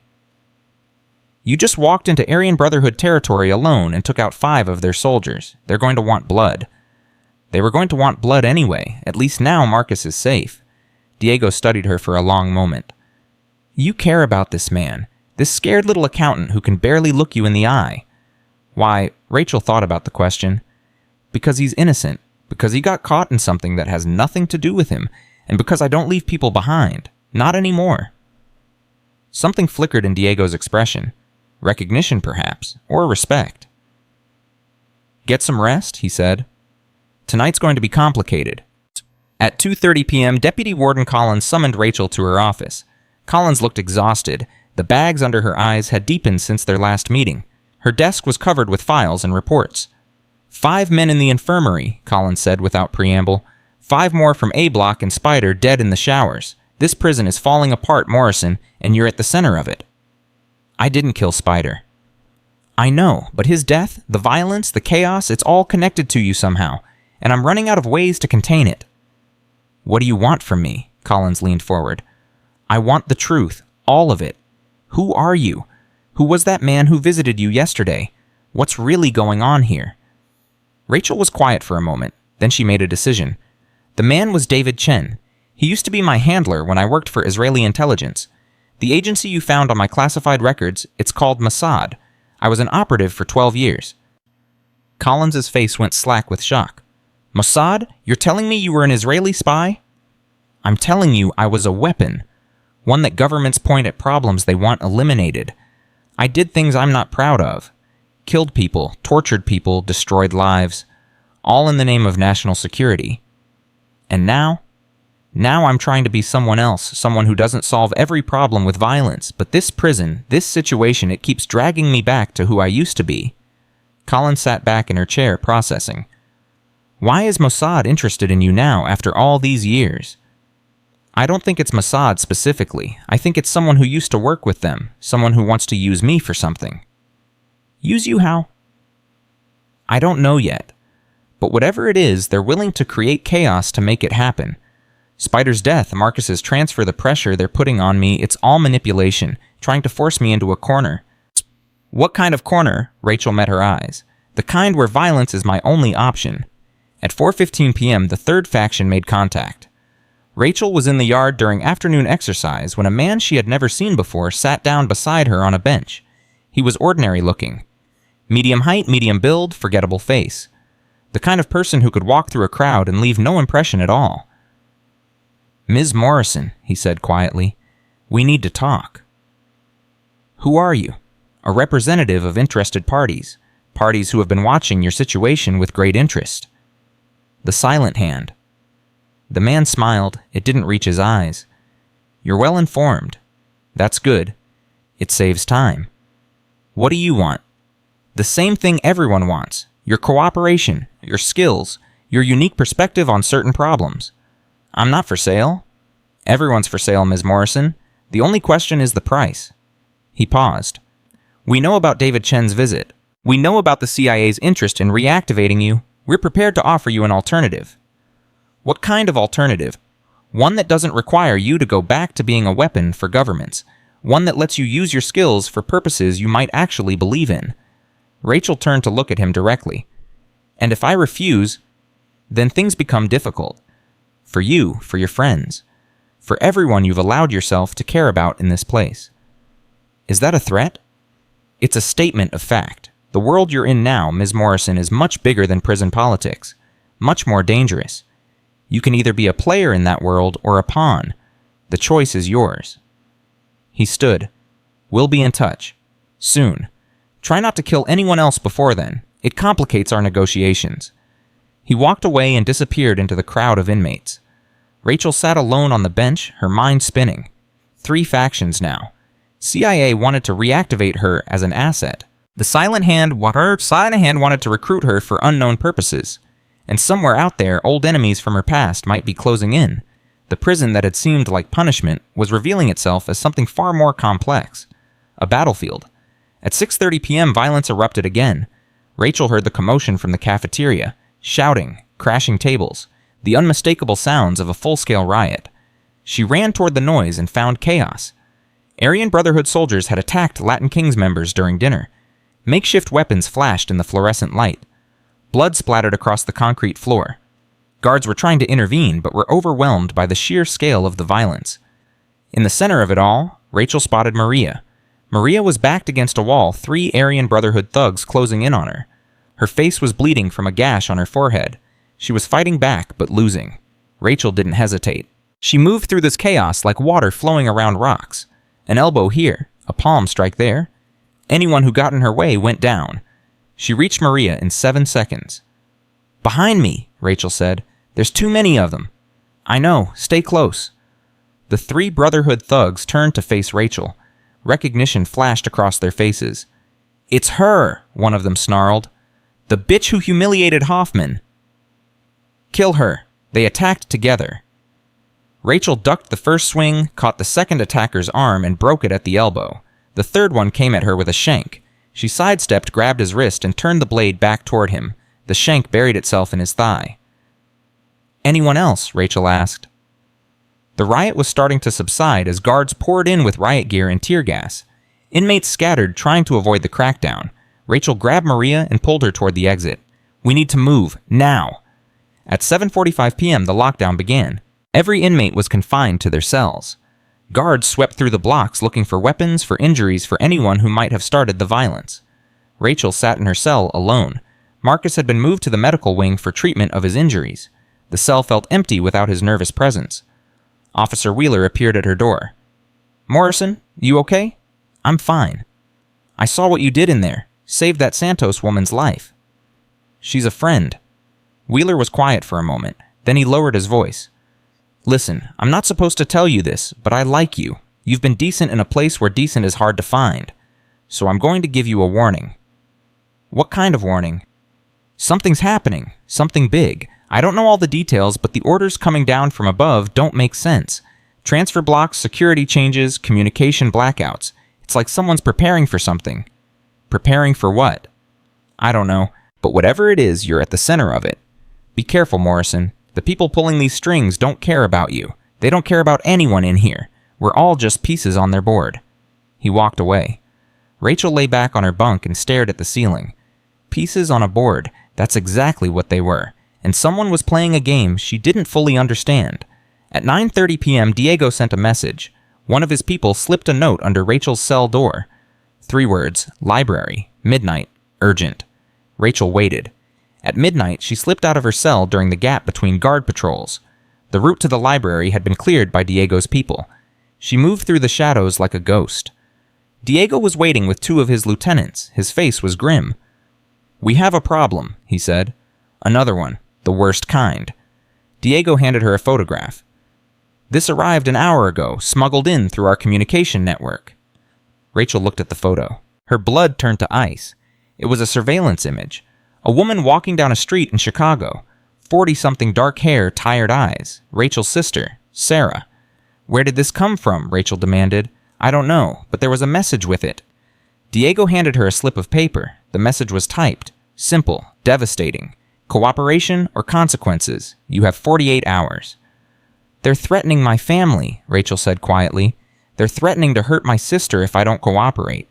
"Who's they?" "I don't know. Could be the Silent Hand. Could be my former employers. Could be enemies from my past. It doesn't matter." Rachel's voice hardened. "Whoever did this just made a fatal mistake." "What are you going to do?" Rachel looked at the photograph of her sister. The sister she hadn't spoken to in 5 years. The sister she had pushed away to protect her from exactly this kind of threat. "I'm going to find out who sent this," Rachel said, "and then I'm going to make them regret it." "How you're locked in a prison. You can't exactly go hunting for them." "I don't need to go hunting. They'll come to me. They always do." Diego studied her face. "You've dealt with this kind of thing before." "I've dealt with everything before. Threats, kidnappings, assassination attempts. It's the language my former world speaks." "And what language do you speak back?" Rachel's expression didn't change. But something shifted in her eye. Something cold. Something dangerous. The only language they understand. At 1:15 a.m., Rachel returned to her cell. She didn't sleep. Instead, she began planning. Whoever had sent the photograph had made several assumptions. They assumed Rachel was isolated. They assumed she had no resources. They assumed she would be frightened enough to comply. They were wrong on all counts. Rachel had allies now. Diego's network, Maria's information channels, even Deputy Warden Collins, who had her own reasons for wanting to understand what was happening. More importantly, Rachel had skills that her enemies had forgotten about. Not just combat skills, intelligence skills. The ability to gather information, analyze patterns, identify vulnerabilities. Someone had declared war on her. They just didn't realize yet that they had already lost. At 6:00 a.m. Day 5 began. Rachel was waiting outside Deputy Warden Collins's office when she arrived for work. "Morrison, you look like you haven't slept." "I haven't. We need to talk." Collins unlocked her office door. "Come in." Rachel entered and closed the door behind her. "Someone is threatening my family, Haoku," she said without preamble. "My sister in Chicago. They sent a photograph and a demand for cooperation within 48 hours. Collins sat down heavily. "Your sister? How would anyone even know you have a sister?" "Because they've done their homework. Because they have resources and access I can only guess at. And because they're trying to force me to do something I don't want to do." "What do they want you to do?" "I don't know yet, but I'm going to find out." "How?" Rachel leaned forward. "I need your help. I need access to communications, phone calls, internet something. I need to warn my sister. Get her somewhere safe." Collins shook her head. "You're asking me to break about 15 regulations." "I'm asking you to help me protect an innocent woman from people who will hurt her to get to me. And if I refuse," Rachel was quiet for a moment, "then I'll find another way. I always do. But it will be messier, more violent, and it might bring down consequences on this facility that neither of us wants." Collins stared at her for a long time, then she sighed. "One phone call, monitored, 5 minutes maximum, that's all I can give you." "That's enough." At 8:30 a.m., Rachel made the call. The phone rang 3 times before her sister answered. "Hello?" "Sarah, it's me." Silence.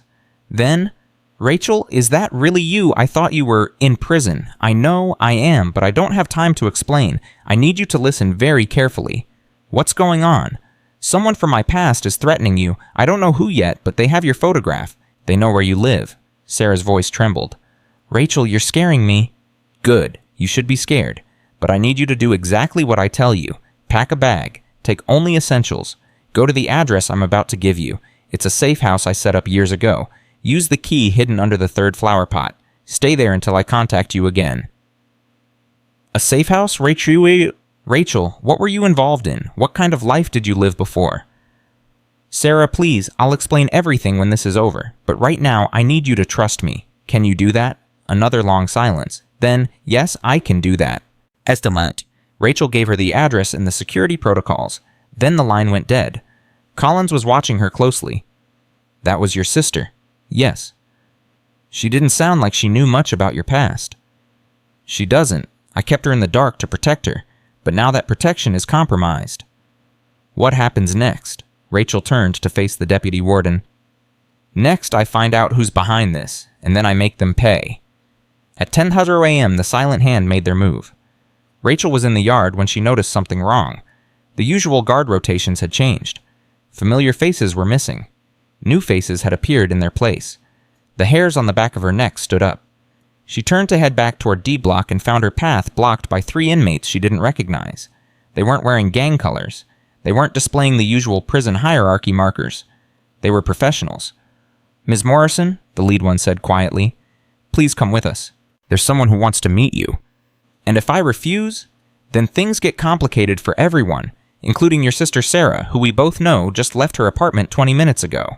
Rachel's blood went cold. They were monitoring her calls. They knew about the safe house. "Where?" she asked. "This way. And please, no violence. We'd prefer to have this conversation civilly." Rachel followed them. She had no choice.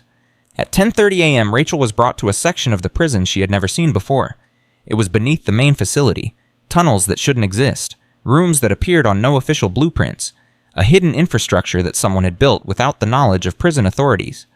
The man waiting for her in the underground chamber was not who she expected. He was old, 70 at least, with white hair and weathered skin that spoke of decades in harsh climates. His eyes were sharp, intelligent, and utterly without mercy. Rachel recognized him instantly. "General Morrison," she said quietly, "you're supposed to be dead." "Reports of my death were greatly exaggerated." The old man smiled. "Hello, Rachel. It's been a long time. 15 years. 16, but who's counting?" He gestured to a chair across from him. "Please, sit. We have much to discuss." Rachel sat. Her mind was reeling. General Abraham Morrison had been one of the architects of Israel's covert operations programs, the man who had designed the training that turned ordinary people into weapons, the man who had in a very real sense created Rachel. He was also the man she had believed died in a car bombing in Tel Aviv 16 years ago. "You look surprised," the general said. "You could say that." "Understandable, I've been working very hard to stay dead. It's much easier to operate when nobody knows you exist." "The silent hand, that's you."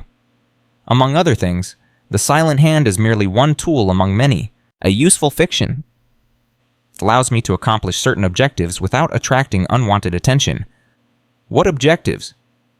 The general leaned forward. "The same objectives I've always had, Rachel. Protecting our people, eliminating threats, shaping the world into something safer for those we care about. By kidnapping former operatives, by threatening their families, by recruiting exceptional individuals who have lost their way. You were one of my greatest successes, Rachel. Brilliant, deadly, completely devoted to the mission. It broke my heart when you left. I didn't leave. I was broken, used up, discarded. You were traumatized. It happens, but trauma heals. Skills don't disappear." The general's eyes gleamed.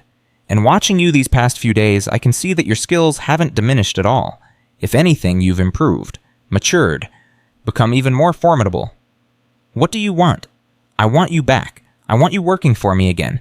Not for governments, not for bureaucrats, but for something greater. Something that matters. And if I refuse," the general's smile faded, "then your sister dies. Your friends in this prison die.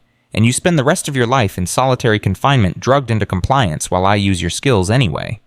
Rachel felt the walls closing in around her. Everything she had built over the past few days, the alliances, the relationships, the small measure of control was being ripped away.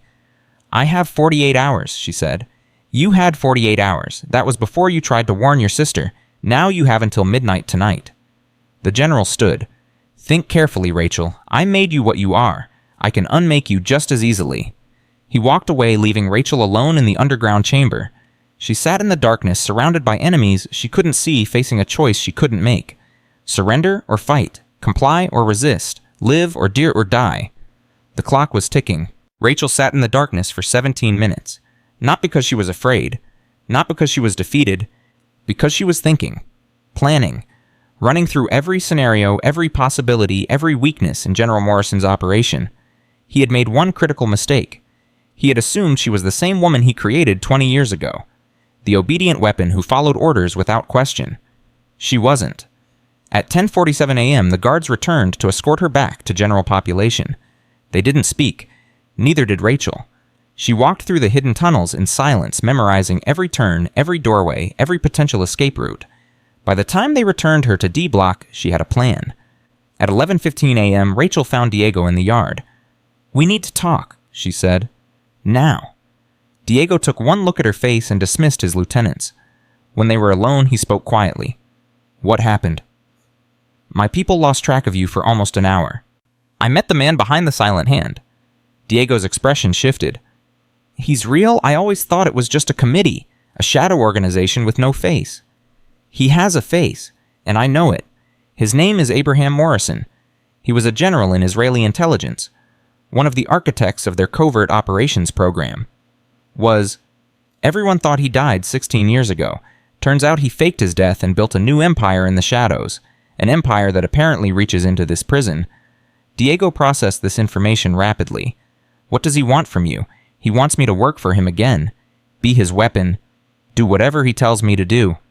And if you refuse, he kills my sister, kills my friends, keeps me drugged in solitary until I comply anyway." Diego was silent for a long moment. "What are you going to do?" Rachel met his eyes. "I'm going to kill him." "How? He's got an entire network, guards on his payroll, hidden facilities. You don't even know how deep his operation goes." "I don't need to know how deep it goes. I just need to cut off the head."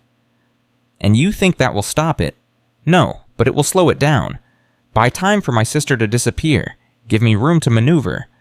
Diego shook his head slowly. "You're talking about assassinating one of the most powerful men in the intelligence community inside a maximum security prison with no weapons, no backup, and less than 12 hours to plan. I've done more with less." "Have you?" Rachel's eyes went cold. In 2007, I eliminated a Hamas commander in Gaza with nothing but a ballpoint pen and 4 hours of preparation. In 2009, I extracted a defector from Damascus during a civil war while half the Syrian army was looking for us. In 2011, I survived a double cross in Tehran that killed 3 other operatives and walked out with the intelligence we needed. She leaned closer. General Morrison taught me everything I know, but he made one mistake. He stopped learning. He stopped adapting. He's still thinking like it's 20 years ago when I was young and controllable. He doesn't realize that I've become something he never anticipated. What's that? Someone with nothing left to lose. At 12:30 p.m., Rachel began gathering her resources. She found Maria in the library and pulled her into a quiet corner. I need information, Rachel said. Everything you can find about unusual activity in the prison, new faces, changed routines, anything that doesn't fit the normal pattern. Maria's eyes widened. You're planning something. Yes. Something dangerous. Very. Does Diego know? Diego knows enough, but I need your help, Maria. You see things other people miss. You hear things that never make it to the official channels. Maria was quiet for a moment, then she nodded. There's been talk. Whispers about things happening underground. Literally underground. Some of the old-timers say there are tunnels beneath the prison, left over from the original construction. Most people think it's just stories. It's not stories. I've been down there. Maria's breath caught. You've seen them. Seen them, walked through them, and I know who controls them. Rachel lowered her voice. The man who's been manipulating everything since I arrived. The murders, the transfers, the chaos, it's all connected to him. Who is he? Someone from my past, someone I thought was dead, and someone I'm going to stop before midnight tonight. Maria stared at her. Rachel, if you're going up against someone that powerful, you need more than information. You need allies. I have allies. Diego's people, you, even Deputy Warden Collins in her own way. That's not enough. Not for something like this. It will have to be enough. At 1:45 p.m., Rachel received unexpected reinforcement. Officer Wheeler found her in the cafeteria and sat down across from her. His face was tense. I heard things, he said quietly, about what's happening tonight. Rachel kept her expression neutral. What kind of things? The kind of things that don't get written in official reports. Something's going down, something big, and you're at the center of it. What do you want, Wheeler? The guard looked around, making sure no one was listening. I want to help. Help how?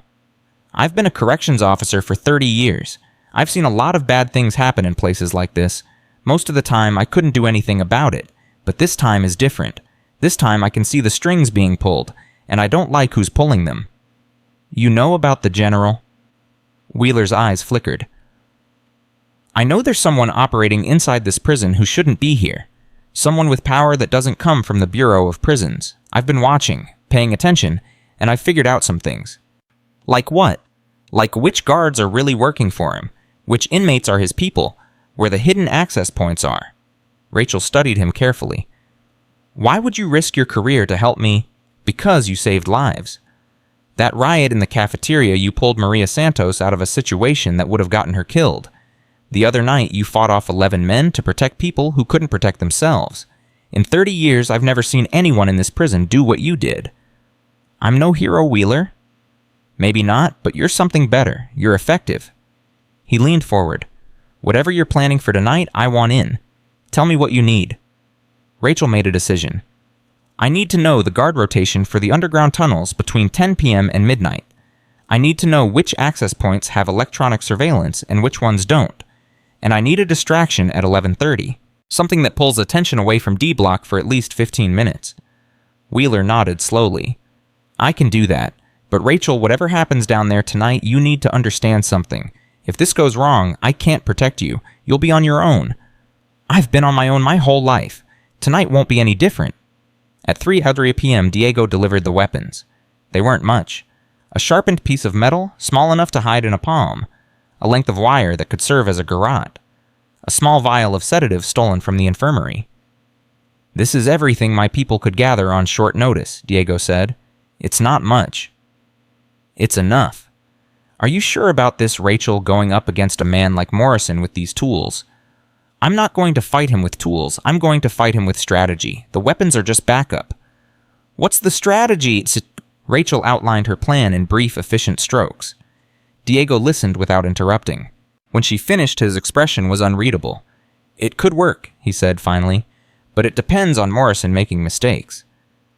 "He'll make them. He's arrogant, overconfident. He thinks he knows me because he trained me, but he doesn't know who I've become." "And who is that?" Rachel was quiet for a moment. "Someone who learned that the most dangerous weapon isn't strength or speed or training. It's the willingness to sacrifice everything for what matters." "And what matters to you?" "Right now, my sister, my friends, the people in this prison who trusted me when they had no reason to." She met Diego's eyes. "Including you." Something shifted in Diego's expression. "I've been running operations in this prison for 18 years, building alliances, managing threats, surviving. In all that time, I've never met anyone like you." "Is that a compliment?" "It's an observation. Whatever happens tonight, Rachel, know that the Latin Kings will remember what you did. If you survive, you have a place with us, always. And if I don't survive, then we'll make sure your enemies remember that they made a mistake crossing you." At 5:30 p.m., Rachel went to see Marcus. He was still in the medical wing, recovering from the beating he had taken in A block. His face was a mess of bruises, but his eyes were clear when she entered. "You came," he said. "I came. I heard things, people talking. Something's happening tonight." Rachel sat on the edge of his bed. "Yes, something's happening." "Is it dangerous?" "Very." Marcus was quiet for a moment. "You're going to try to end this. Whatever's been happening since you arrived. You're going to try to stop it. I don't have a choice. If I don't act, people I care about will die. People like me. People like you, like Maria, like my sister, like everyone who's gotten caught up in this because of me." Marcus reached out and took her hand. His grip was weak, but his voice was steady. "Rachel, I want you to know something. Before you came here, I was just waiting to die. Not literally, but in every way that mattered. I had given up. I was just existing day to day, waiting for my sentence to end or for someone to kill me, whichever came first." "Marcus, let me finish. When you arrived, everything changed. Not because you're strong, not because you can fight, but because you showed me that it's possible to face impossible situations and refuse to give up. You showed me that courage isn't about not being afraid. It's about being afraid and acting anyway." Tears were forming in his eyes. "Whatever happens tonight, I want you to know that you saved my life. Not just physically. You saved the part of me that had forgotten what it meant to hope." Rachel squeezed his hand. "Marcus, I need you to do something for me. Anything. If this goes wrong, if I don't come back, I need you to get word to Deputy Warden Collins. Tell her everything I told you about the General, about the tunnels, about the Silent Hand. She'll know what to do with that information. You're scaring me. Good. Stay scared, stay alert, and stay alive. That's the best thing you can do for me right now." She stood to leave. "Rachel," Marcus called after her, "come back, please, come back." She didn't answer. She couldn't make a promise she might not be able to keep. At 7:15 p.m., the final piece fell into place. Deputy Warden Collins found Rachel in her cell and handed her a small object wrapped in cloth. "Don't ask where I got this," Collins said. "Don't ask how I knew you needed it. Just take it." Rachel unwrapped the cloth. Inside was a small transmitter, the kind used by intelligence agencies for short-range communication. "It's set to a secure frequency," Collins explained. "If you activate it, the signal will reach certain parties who have been monitoring the situation from outside." "Shit. What parties?" "The kind who have resources I don't have. The kind who can provide extraction or backup if things go completely wrong." Rachel studied the transmitter. "You've been in contact with external agencies." "I've been trying to figure out what's really happening in my prison. That investigation led me to some interesting conversations with some interesting people. CIA, among others. They're very interested in General Morrison, very interested in whatever operation he's running from inside these walls. They've been looking for a way to get to him for years. And now they have me. Now they have you, if you're willing to work with them." Rachel thought about David Chen's offer, about the Silent Hand's recruitment attempt, about all the factions trying to use her as a piece in their games. Then she thought about her sister, about Marcus, about Maria and Diego and all the people who would suffer if she didn't act. "I'll use it if I have to," she said, "but I'd prefer to handle this myself." "I thought you'd say that." Collins hesitated. "Rachel, I know we haven't always been on the same side, but I want you to know that I respect what you're doing, and I hope you survive to see the other side of it." "Thank you, Patricia, for everything." Collins left. Rachel looked at the transmitter in her hand. Then she tucked it into her waistband and began preparing for war. At 9:45 p.m., the prison settled into its nighttime routine. Inmates returned to their cells. Guards changed shifts. The usual sounds of Iron Mountain at night filled the corridors. Distant voices, clanging doors, the occasional shout from somewhere in the darkness. Rachel waited. At 10:30 p.m., she made her move. The access point Wheeler had identified was in the maintenance area behind the kitchen, a metal grate that led down into the original tunnel system unused for decades, except by those who knew the secrets of Iron Mountain. 2 guards stood watch. Both were on Morrison's payroll. Rachel approached from their blind side, moving with the silence she had learned in places far more dangerous than this. The first guard never saw her coming. The wire around his throat cut off his scream before it started. She held the pressure until he went limp, then lowered him gently to the ground. The second guard turned at the sound. His hand went to his radio. Rachel's palm strike caught him in the throat before he could speak. He collapsed, gasping, unable to call for help. She pressed the sedative vial against his neck and pushed the plunger. 10 seconds later, both guards were unconscious. She opened the grate and descended into darkness. At 10:47 p.m., Rachel moved through the tunnels. Her memory served her well.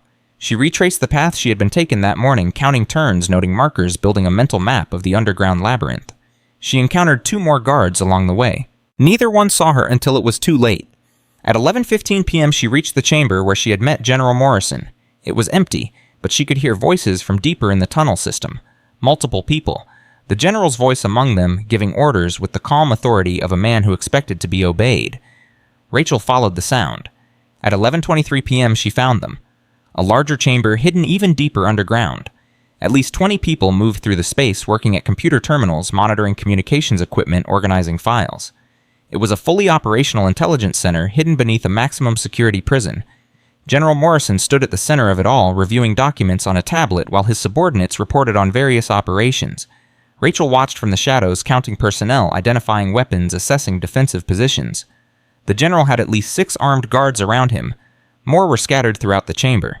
The odds were impossible, but Rachel had stopped believing in impossible years ago.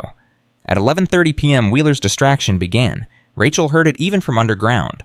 Alarms, shouting, the sounds of chaos erupting somewhere in the prison above. She didn't know what Wheeler had arranged, but it was working.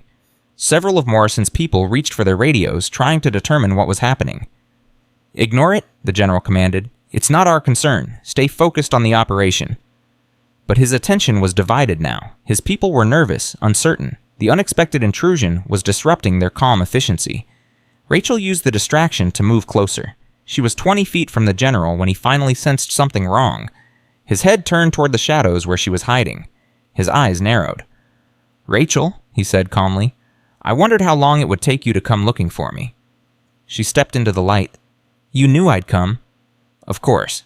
It's what I trained you to do, face your problems directly, never back down from a threat." He smiled. "I must admit, I'm impressed you made it this far. My security protocols were supposed to be impenetrable. Your security protocols were designed by men who think like soldiers. I think like a hunter." The guards around Morrison raised their weapons, training them on Rachel. She didn't flinch. "You're outnumbered," the general said. "Outgunned. You have no chance of escaping this room alive unless I allow it." "I'm not planning to escape." "Then what are you planning?" Rachel took another step forward. "To give you one last chance. Release my sister from whatever surveillance you have on her. Call off your people. Let me serve my sentence in peace. And this ends without more blood." Morrison laughed. It was a genuine laugh, the laugh of a man who found something truly amusing. "You're negotiating from this position with 6 guns pointed at your head. I'm giving you an opportunity you don't deserve. One chance to walk away. And if I refuse, then everyone in this room dies, including you." The guards shifted nervously. The general's smile faded slightly. "You can't possibly believe that." "I don't need to believe it. I just need you to consider the possibility that I'm right." Rachel's voice was cold now, stripped of emotion.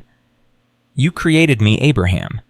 You designed the training program that turned me into what I am. You know better than anyone what I'm capable of when I have nothing left to lose. I also know your weaknesses, your attachments, your reluctance to cause collateral damage. That reluctance ended when you threatened my sister." Something in Rachel's tone made Morrison pause. He studied her face, looking for deception, for bluff, for any sign that she wasn't completely serious. He found nothing. At 11:41 p.m., Rachel made her move. Not toward Morrison, toward the nearest computer terminal. Her hand slammed down on the keyboard, entering a sequence of commands she had memorized from her intelligence days. Emergency protocols, system overrides, the kind of codes that intelligence agencies built into their networks for situations exactly like this one. "What are you doing?" Morrison demanded. "Something you forgot I knew how to do." The screens around the chamber began flickering. Data streams that had been flowing smoothly suddenly corrupted. Communications links dropped. The carefully maintained operation started falling apart. "Stop her!" Morrison shouted. Guards rushed toward Rachel. She ducked the first one, drove her elbow into the second, used the third's momentum to throw him into two others. But there were too many. They grabbed her, forced her to the ground, pinned her arms behind her back. A gun pressed against her head. "That was clever," Morrison said, approaching her. "But ultimately futile. My technicians will restore the systems within minutes. All you've done is delay the inevitable." "I didn't need to stop your systems," Rachel said from the floor. "I just needed to send a signal." Morrison's face changed. "What signal?" Before Rachel could answer, the chamber was flooded with new voices. "Federal agents, nobody move!" Tactical teams poured into the chamber from 3 different entry points. Men in body armor with FBI printed on their backs. Others with no identifying marks at all, moving with the precision of special operations forces. Morrison's guards were quickly disarmed and forced to the ground. The general himself was surrounded by agents before he could react. David Chen appeared from among the tactical team, his face grim but satisfied. "General Abraham Morrison," Chen said formally, "you're under arrest for conspiracy, kidnapping, racketeering, and about 47 other charges we'll figure out once we've finished cataloging your operation here." Morrison's face was a mask of fury. He turned to Rachel, who was being helped to her feet by 2 agents. "You called them. You used my own communication systems to call for help." "I used the transmitter Deputy Warden Collins gave me, the one connected to agencies that have been looking for you for years." Rachel met his eyes. "You thought you knew everything about me, Abraham, but you forgot the most important lesson you ever taught me." "What lesson?" "Never underestimate your opponent, especially when they have nothing left to lose." At 11:58 p.m., General Abraham Morrison was led away in handcuffs. His operation was dismantled piece by piece. Technicians seized computers and files. Agents cataloged evidence that would take months to fully process. The Silent Hands network, built over 16 years of careful manipulation, collapsed in a single night. Rachel watched it all. From the edge of the chamber, exhaustion finally catching up with her. Chen approached. "You did good work tonight." "I did what I had to do. The offer still stands, you know. We could use someone with your skills." "I'm done being used.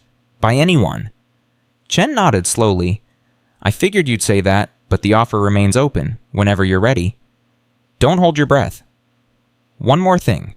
Chen handed her a phone. "Your sister. She's safe. Our people picked her up before Morrison's team could reach her. She's asking to speak with you." Rachel took the phone with trembling hands. "Sarah. Rachel. Oh my God, Rachel, what's happening? They said you're in a prison. They said there were people trying to hurt you. They said, Sarah, listen to me. It's over. You're safe. I'm safe. The people who were threatening us have been stopped." "How? What did you do?" Rachel closed her eyes. "I did what I always do. Whatever it takes to protect the people I love." Sarah was crying now. "I was so scared. I thought I'd lost you. I thought..." "You haven't lost me. You won't lose me. When this is over, when I get out of here, we're going to talk, really talk, about everything, about who I was, what I did, why I kept you in the dark all these years." "Promise?" "I promise." At 12:15 a.m. on day 6, Rachel was escorted back to the surface. Deputy Warden Collins was waiting for her. The woman looked like she hadn't slept in days, but there was something like admiration in her eyes. "You actually did it," Collins said. "You took down an operation that agencies have been trying to crack for years." "I had help." "You had more than help. You had skills that I've never seen in anyone, skills that make me very glad you're on the right side of this." "I'm not on any side. I'm just tired." Collins nodded. "Get some rest. We'll have a lot of paperwork to sort through tomorrow, and Rachel, yes, your transfer request. It's been approved. Expedited processing. You'll be moved to a minimum security women's facility within 72 hours. Rachel felt something she hadn't felt in weeks. Hope. "Thank you, Patricia." "Don't thank me. Thank whoever you called on that transmitter. They pulled a lot of strings to make this happen. At 12:45 a.m., Rachel returned to her cell. Marcus was waiting for her still bandaged, but somehow having talked his way out of the medical wing. "You're alive," he breathed. "I heard the alarms, heard people running, heard all kinds of crazy rumors, but you're alive." "I'm alive." "What happened down there? Justice or something close to it?" Rachel sat down on her bunk. The exhaustion was total, now seeping into every muscle, every bone. "It's over," she said quietly. "The man behind everything, he's been arrested. The operation is destroyed. My sister is safe."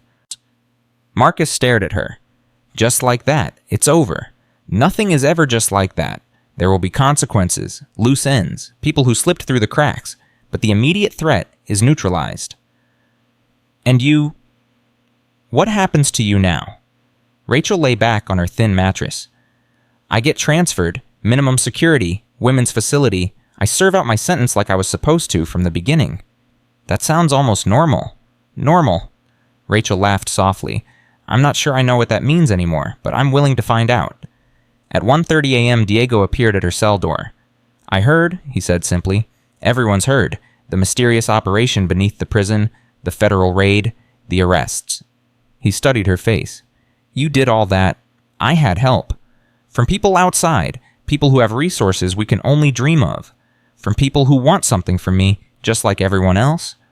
"And what do you want, Rachel, now that it's over?" Rachel thought about the question. "I want to see my sister. I want to serve my time without anyone trying to kill me. I want to sleep without dreaming about the people I've hurt." Simple things. The hardest things are always simple. Diego was quiet for a moment. "Our arrangement, is it still in effect?"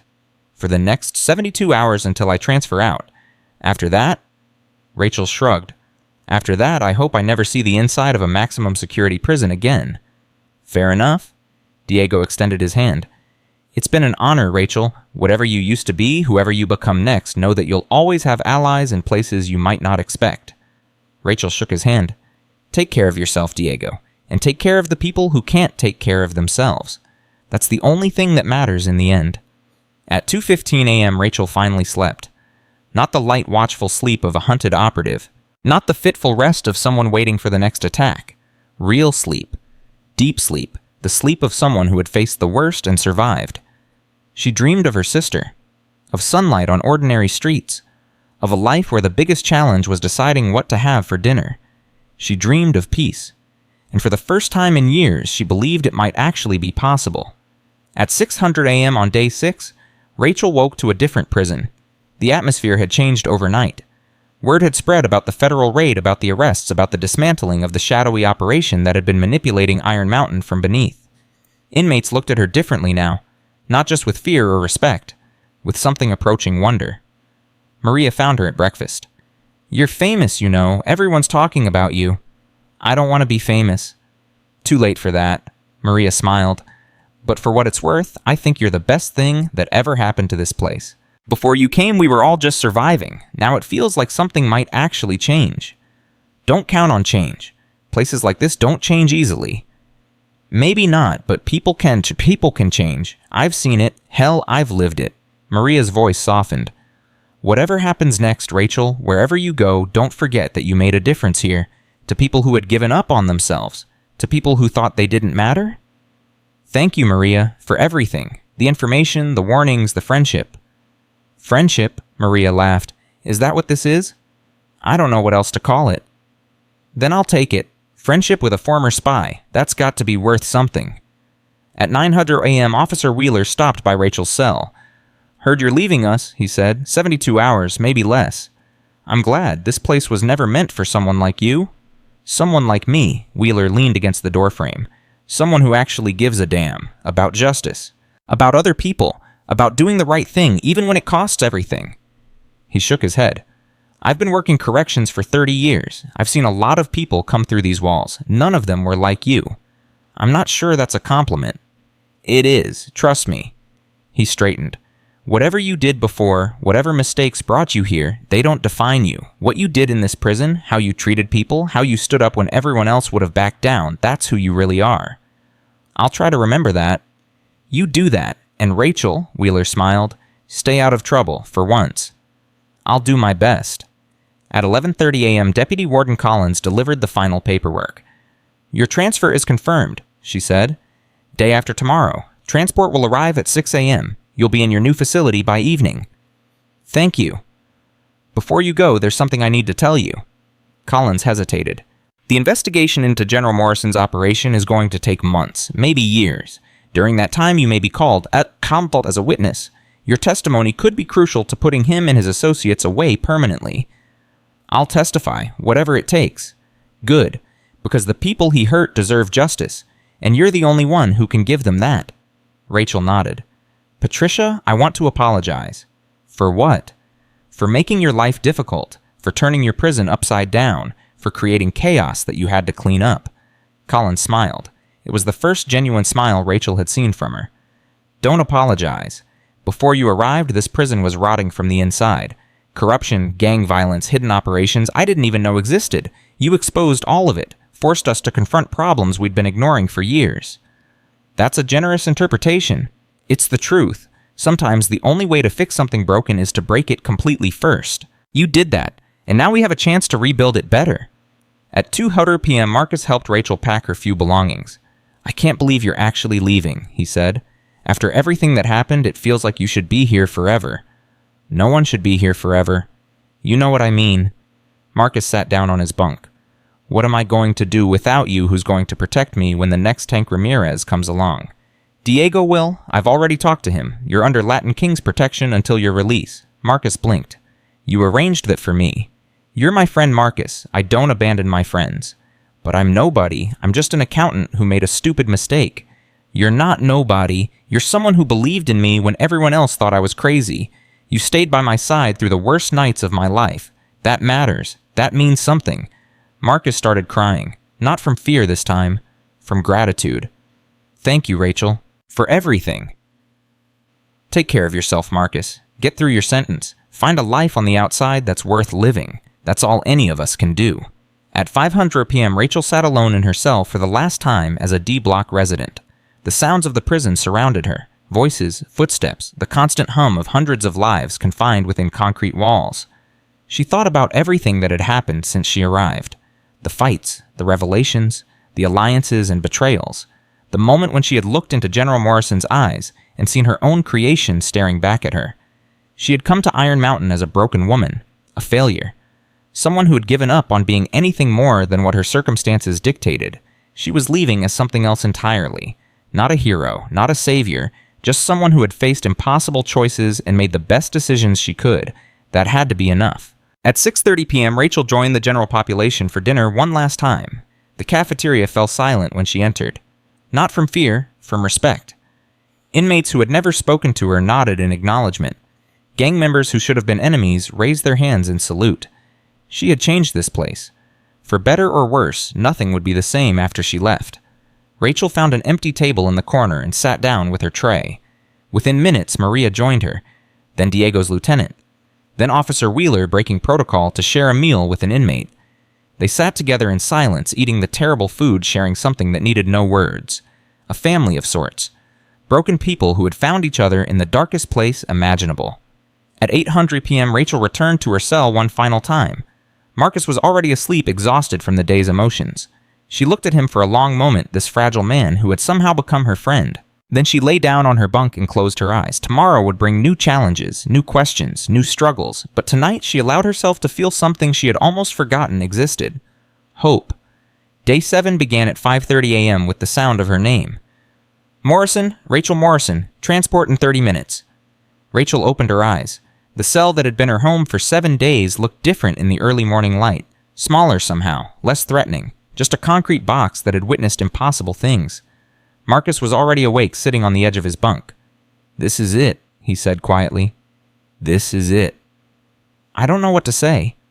Rachel sat up and looked at him. The man who had been so terrified on her first night. The man who had hidden under his bunk while she fought for their lives. The man who had somehow become her friend. "Say goodbye," she told him. "That's all anyone can say." Marcus crossed the small space between them and hugged her. It was awkward, clumsy, the embrace of someone who had forgotten how to show affection, but it was real. "Thank you," he whispered, "for everything." "Take care of yourself, Marcus. Get through your sentence. Find something worth living for on the other side. What about you? What are you going to live for? Rachel thought about the question. I'm going to find out. At 5:47 a.m., Officer Wheeler appeared at the cell door. Time to go, Morrison. Rachel gathered her few belongings, the photographs, the unread Bible, the letter from her lawyer that no longer mattered. She walked out of the cell without looking back. The corridor was quiet at this hour. Most inmates were still asleep. But as Rachel passed, each cell faces appeared at the small windows. Men she had fought, men she had protected, men whose lives had been changed by her presence. No one spoke, but their eyes said everything. At the end of the corridor, Diego was waiting. I wanted to see you off, he said. Couldn't sleep. Haven't slept properly since you arrived. He almost smiled. You've been bad for my health, Rachel Morrison. I'm sorry. Don't be. You woke this place up, reminded us that we're still human. That's worth a few sleepless nights. Diego extended his hand. Rachel shook it. If you ever need anything, he said. Anything at all. You know how to reach me. I hope I never have to. So do I, but the offer stands, always. At 5:55 a.m., Rachel reached the processing area. Maria Santos was there, despite the early hour. Her face was drawn with emotion. I snuck out of my cell, Maria admitted. Bribed a guard. I couldn't let you leave without saying goodbye. Maria, you shouldn't have... Shut up, Maria's voice cracked. Just shut up and let me talk.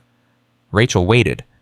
When I came to this prison 3 years ago, I thought my life was over. A transgender woman in a men's facility, I knew what that meant. I knew what was coming. I prepared myself to die. Tears were streaming down Maria's face. Then you showed up, this overweight middle-aged woman who looked like she couldn't hurt a fly, and you destroyed everything.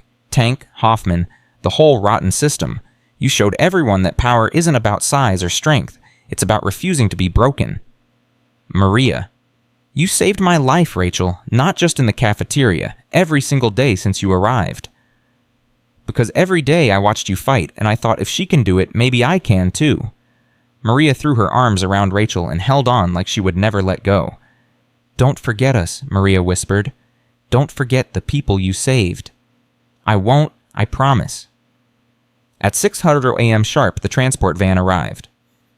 Rachel was processed out of Iron Mountain with the same cold efficiency that had processed her in. Paperwork signed. Personal effects returned. Chains on wrists and ankles for the journey. Deputy Warden Collins appeared for the final farewell. You're sure about this? Collins asked. The CIA offer is still on the table. They'd make your sentence disappear. Give you a new identity. Set you up anywhere in the world. I'm sure. I need to serve my time. Face the consequences of my choices. It's the only way I can move forward. Collins nodded slowly. You're a remarkable woman, Rachel Morrison. Whatever else you are, whatever else you've done, you're remarkable. I'm tired. That's what I am. Tired of running, tired of hiding, tired of being something I never wanted to be. Then rest, heal, and when you come out the other side, maybe you'll finally find the peace you're looking for. Maybe. Collins extended her hand. Rachel shook it. Good luck, Morrison. Thank you, Deputy Warden, for giving me a chance when you didn't have to. At 6:15 a.m., Rachel climbed into the transport van. Through the window, she could see Iron Mountain receding in the distance. The concrete walls, the guard towers, the place that had almost destroyed her and had somehow made her whole again. She didn't look back. The transport took 8 hours. Rachel spent most of it sleeping. Real sleep, deep and dreamless. The sleep of someone who had finally stopped fighting. When she woke, the landscape had changed. Mountains had given way to gentle hills. Gray skies had been replaced by pale blue. They were heading east. At 2:30 p.m., the van pulled into Federal Women's Correctional Institution, Danbury, Connecticut. The facility looked nothing like Iron Mountain. Lower walls, more windows, green spaces visible beyond the fences. It looked almost like a college campus if you ignored the razor wire. Morrison Rachel, the intake officer, was a middle-aged woman with kind eyes. Welcome to Danbury. Let's get you processed. The intake procedure was nothing like Iron Mountain. No humiliation, no degradation, just efficient professionalism and basic human dignity. Rachel was assigned to a shared room with 3 other women. They looked up when she entered, curious but not hostile. New girl, one of them asked. New girl. What are you in for? Wire fraud, tax evasion? The woman laughed. White-collar stuff. You'll fit right in. Half this place is accountants and lawyers who got creative with other people's money. What about you? Securities fraud, 12 million from a hedge fund. Would have gotten away with it too if my partner hadn't turned state's witness. She extended her hand. I'm Patricia. Welcome to Club Fed. For the first time in weeks, Rachel smiled. At 4:00 p.m. on her first day at Danbury, Rachel received an unexpected visitor. The guard led her to a private meeting room. When she saw who was waiting, her breath caught in her throat. Sarah. Her sister stood up from the table, tears already streaming down her face. Rachel, oh my God, Rachel. They met in the middle of the room and held each other. No words. No explanations. Just two sisters who had been apart for too long finally reunited. I thought I'd lost you, Sarah sobbed. When those men came for me, when they said you were in danger, I thought I'd never see you again. I'm here. I'm safe. We're both safe. They sat down at the table, hands clasped together like they would never let go. Tell me everything, Sarah said. Who you really are, what you really did, all the secrets you've been keeping for 20 years. Rachel took a deep breath. It's a long story. I've got time. I've got nothing but time. So Rachel told her everything. The recruitment, the training, the missions that had taken her across the world, the kills that still haunted her dreams, the breakdown that had sent her fleeing to America, the failed marriage, the desperate decisions, the clerical error that had dropped her into hell, and the 7 days that had changed everything. Sarah listened without interrupting. When Rachel finished, they sat in silence for a long moment. I always knew there was something, Sarah finally said. Something you were hiding, something that explained why you were always so guarded, so careful, so afraid to let anyone get close.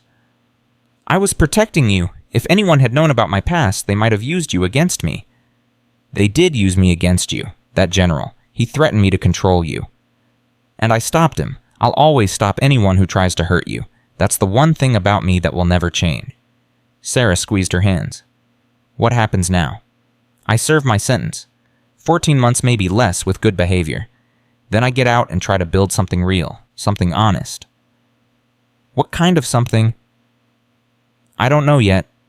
Maybe counseling, helping people who've been through trauma, or maybe teaching self-defense, showing women how to protect themselves. Rachel paused. Or maybe something completely different. A coffee shop, a bookstore, something ordinary. You ordinary, Sarah laughed through her tears. I'd pay to see that. You might get your wish. At 5:30 p.m. the visiting hour ended. Sarah hugged Rachel one more time at the door. I'll come back every week, Sarah promised. Every single week until you get out. You don't have to.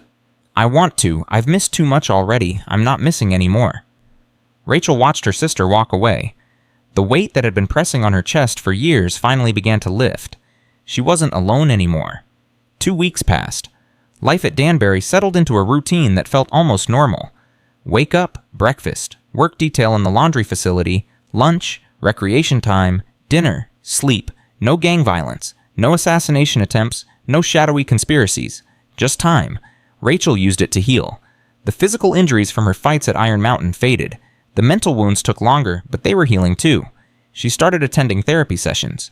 Began opening up about her past for the first time in her life.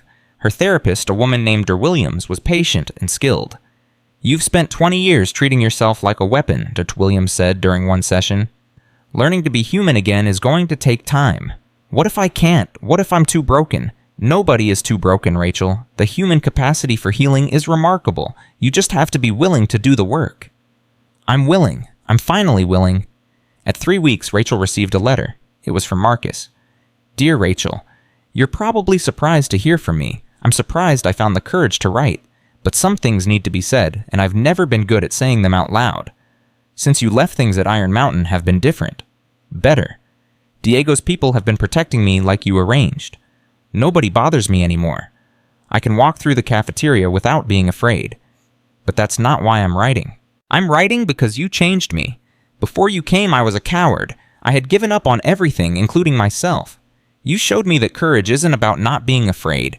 It's about being afraid and acting anyway. I'm going to be different when I get out. I don't know exactly how yet, but I know I want to be the kind of person who helps others. The kind of person you are. Thank you for seeing something in me worth saving. Your friend Marcus Rachel read the letter 3 times. Then she carefully folded it and tucked it into her Bible. She still hadn't read the book. But now she kept it for a different reason. At 6 weeks, unexpected news arrived. Deputy Warden Collins called Danbury's administration office with an update. The investigation into General Morrison's operation had yielded results beyond anyone's expectations. The Silent Hand network had extended into 12 different countries, hundreds of operatives, billions of dollars in illicit funds. Morrison had been building an intelligence empire that answered to no government, no oversight, no law. Rachel's testimony would be crucial to dismantling it completely. "They want me to testify before a congressional committee," Rachel told Sarah during their weekly visit, "behind closed doors. Everything I know about Morrison, about Mossad, about the operations I participated in." Is that safe? Nothing is ever completely safe, but it's the right thing to do. Morrison hurt a lot of people. His organization is still hurting people. If my testimony can stop that, I have to give it. Even if it means more danger. Even then, I'm done hiding from my past. The only way out is through. Sarah took her hand. "I'm proud of you. I know I never said it before, but I'm proud of you." "For what? I'm a convicted criminal sitting in a federal prison." "For being brave. For facing your demons instead of running from them. For becoming someone who helps people instead of just surviving." Rachel felt tears prick her eye. "Thank you, Sarah. That means more than you know." At 2 months, Rachel testified. The committee members flew to Danbury rather than transporting her to Washington. Security concerns, they said. Too many people still wanted her dead. Rachel sat in a conference room for 6 hours answering questions about operations she had tried to forget. Mission details, target names, methods and techniques that made the committee members pale. When it was over, the chairman thanked her for her service. "Service," Rachel said. "I killed people, I tortured people, I did things that no human being should ever do." "You served your country, multiple countries actually. The intelligence you gathered at the operations you conducted, they saved lives. More than you'll ever know. They also took lives." "Yes, they did." The chairman's voice softened. "But that's the nature of the world we live in. Sometimes terrible things are necessary to prevent even more terrible things. You understand that better than most?" "I understand it. I'm just not sure I accept it anymore." "Maybe that's a good thing. Maybe the world needs more people who question whether the terrible things are really necessary." At 3 months, another letter arrived. This one was from Maria. "Rachel, I don't know if you heard, but I'm getting out early. Good behavior, plus my lawyer found some issues with my original sentencing. I'll be free in 6 weeks. I'm scared. The outside world terrifies me more than prison ever did. In here, I knew the rules. I knew who my enemies were. Out there, everything is uncertain. But then I think about you, about what you survived, about how you never stopped fighting even when everything seemed impossible. If you could do that, maybe I can figure out how to live in the world again. I have a plan. I'm going to start a support group for transgender people who've been through the prison system. Help them navigate the challenges of reintegration. Use everything I learned about survival to help others survive too. I wanted to thank you for showing me that survival isn't enough. We have to find something worth living for. You helped me find mine. With love." Maria Rachel wiped her eyes and wrote back that same day. At 4 months, Rachel received an offer. Not from the CIA, not from any intelligence agency, from a nonprofit organization that worked with survivors of human trafficking. They had heard about her from somewhere. Probably David Chen, who despite everything still kept tabs on her. They wanted to know if she would consider working with them when she got out. "We help women who've been through unimaginable trauma," the organization's director explained during a video call. "Women who've been used, abused, treated as property. Many of them come from situations where the authorities can't or won't help them. What would I do? Whatever you're comfortable with. Security consulting, self-defense training, or just being there, showing them that it's possible to survive the worst things and come out the other side." Rachel thought about all the women she had encountered during her operational years, the victims she had seen but couldn't help, the collateral damage she had been trained to ignore. "Yes," she said, "I'll do it. We can't pay much. I don't need much. I just need purpose." At 6 months, Marcus was released. He came to visit Rachel at Danbury before heading back to San Francisco. He looked different, healthier, less afraid. "I got a job offer," he told her, "a nonprofit that helps formerly incarcerated people find employment. They want me to do their accounting. Can you believe it? Someone actually wants to hire me." "I believe it. You're a good person, Marcus. You just lost your way for a while." "We all lose our way. The trick is finding our way back." He smiled. You taught me that. I didn't teach you anything. You already had it in you. I just helped you remember. Marcus reached across the table and took her hand. Rachel, I have to tell you something I've been too scared to say. What? You're the best friend I've ever had. I know that sounds pathetic, a middle-aged accountant saying his best friend is a former spy he met in prison, but it's true. It's not pathetic, Marcus. It's human. We find connection in the strangest places. That doesn't make it less real. Will you stay in touch after you get out? Try and stop me. At 8 months, Rachel received devastating news. Sarah called during their scheduled phone time. Her voice was shaking. Rachel, I have to tell you something. I found out yesterday. I didn't want to say anything until I knew for sure. What is it? I have cancer, breast cancer, stage 2. They caught it during a routine screening. Rachel felt the floor drop out from under her. Sarah, no. The doctors say the prognosis is good. It's treatable. Surgery, chemotherapy, radiation. I'm going to fight it. I should be there. I should be with you. You can't. You have 6 more months on your sentence. And Rachel, I need you to promise me something. Anything. Don't do anything stupid. Don't try to escape or make some deal to get out early. I need you to serve your time and come home to me clean. No more secrets. No more shadows. Just my sister finally free. Rachel was crying now. I can't lose you, Sarah. I can't. You won't. I'm a Morrison. We don't go down easy. Sarah's voice strengthened. And when you get out, you're going to help me kick this thing. We're going to beat it together. Together. Promise me, Rachel. Promise me you'll wait. I promise. At 10 months, Rachel hit her lowest point. The news about Sarah's cancer had broken something in her.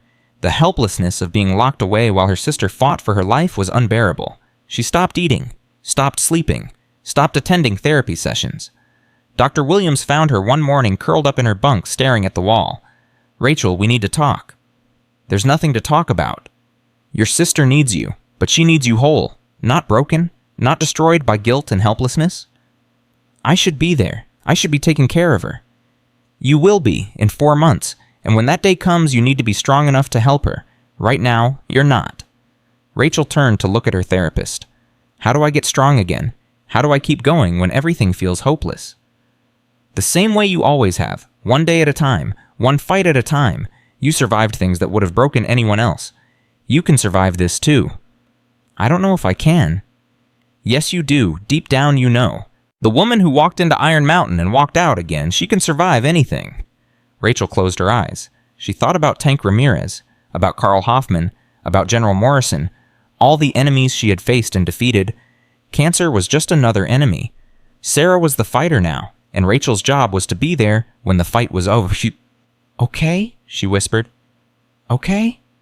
At 12 months, Sarah finished her chemotherapy. The results were good. The cancer was responding to treatment. The doctors were optimistic.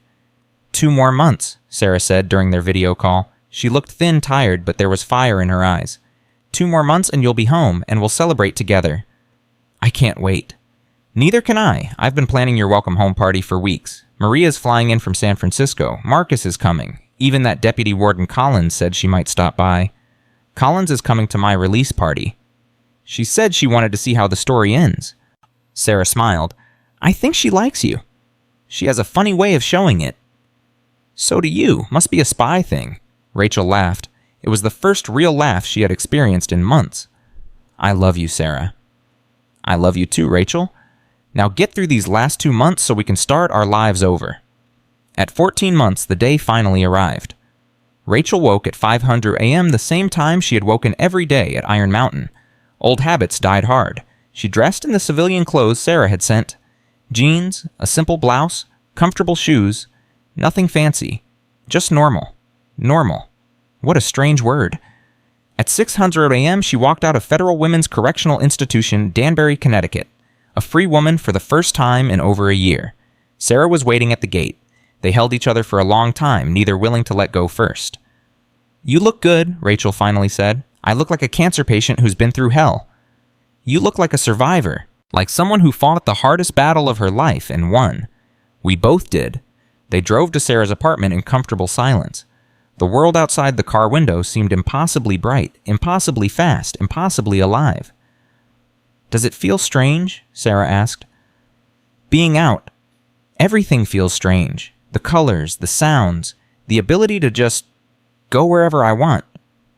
You'll adjust. It takes time, but you'll adjust. I know, I've adjusted before. At 9:30 a.m., the welcome home party began. Maria arrived first, Dulcmet looking healthier and happier than Rachel had ever seen her. The support group she had started was thriving. She had found her purpose. Look at us, Coq, Maria said, hugging Rachel tightly. Two women who survived the unsurvivable. If that's not worth celebrating, I don't know what is. Marcus came next, accompanied by a woman he introduced as his girlfriend. He had met her at the nonprofit where he worked. Love in unexpected places. You look different, Rachel told him. I feel different. I finally feel like myself again.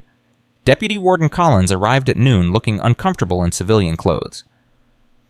This is strange, Collins admitted, celebrating with a former inmate. Strange seems to be my specialty. It certainly is.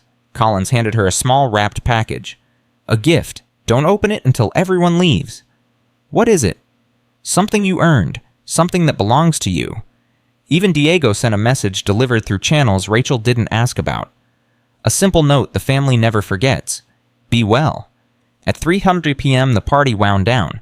When the last guest had gone, Rachel sat with Sarah on the couch, exhausted but content. Open it, Sarah said, nodding toward Collins's gift.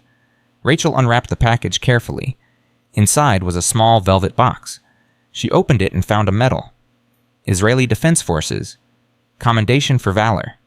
A note was tucked beneath it. Morrison found this in your file. It was supposed to be destroyed when you resigned. He kept it as a trophy. Now it belongs where it should have always been. Rachel stared at the metal memories flooding back. The operation that had earned it. The lives she had saved. The lives she had taken. What is it? Sarah asked.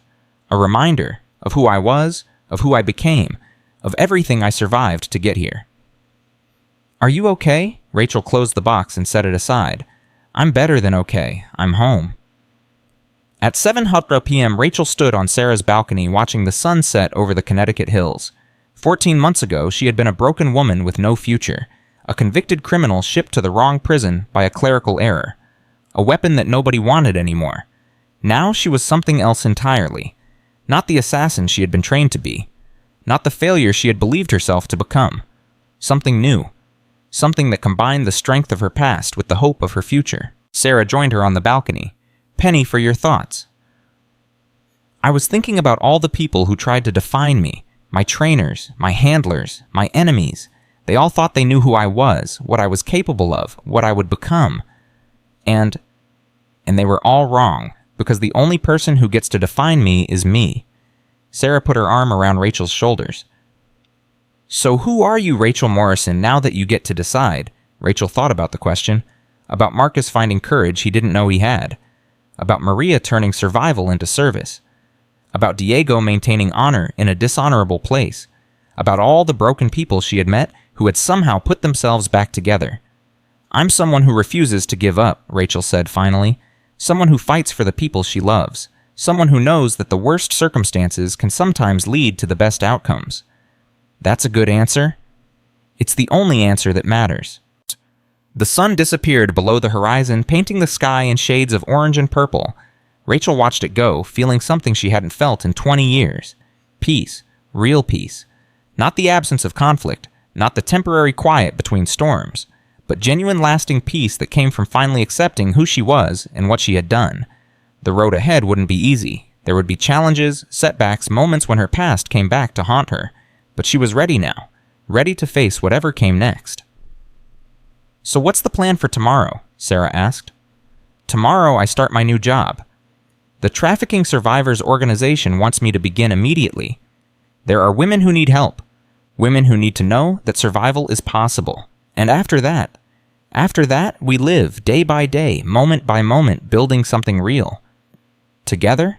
Rachel turned to look at her sister, the woman who had waited for her through everything, who had fought cancer while Rachel fought for her life in prison, who had never given up hope that they would be together again. Together, Rachel confirmed. Always together. That's the one thing I learned in Iron Mountain. The one lesson that matters more than all the training, all the skills, all the years of being a weapon. What's that? Rachel smiled. We're stronger when we're not alone, We survive better when we have someone to survive for. And the most dangerous person in the world isn't the one who has nothing to lose. It's the one who has everything to fight for. Sarah hugged her tightly. Welcome home, Rachel. It's good to be home. They stood together on the balcony as darkness fell, two sisters reunited after years of separation, ready to face whatever the future held. Rachel Morrison had walked into Iron Mountain as a broken weapon with no purpose. She walked out as something far more powerful, a woman who had found her humanity again. A survivor who had become a protector. A fighter who had finally learned that the greatest victory isn't defeating your enemies. It's discovering that you're worth fighting for. And that was a lesson worth everything she had endured to learn it.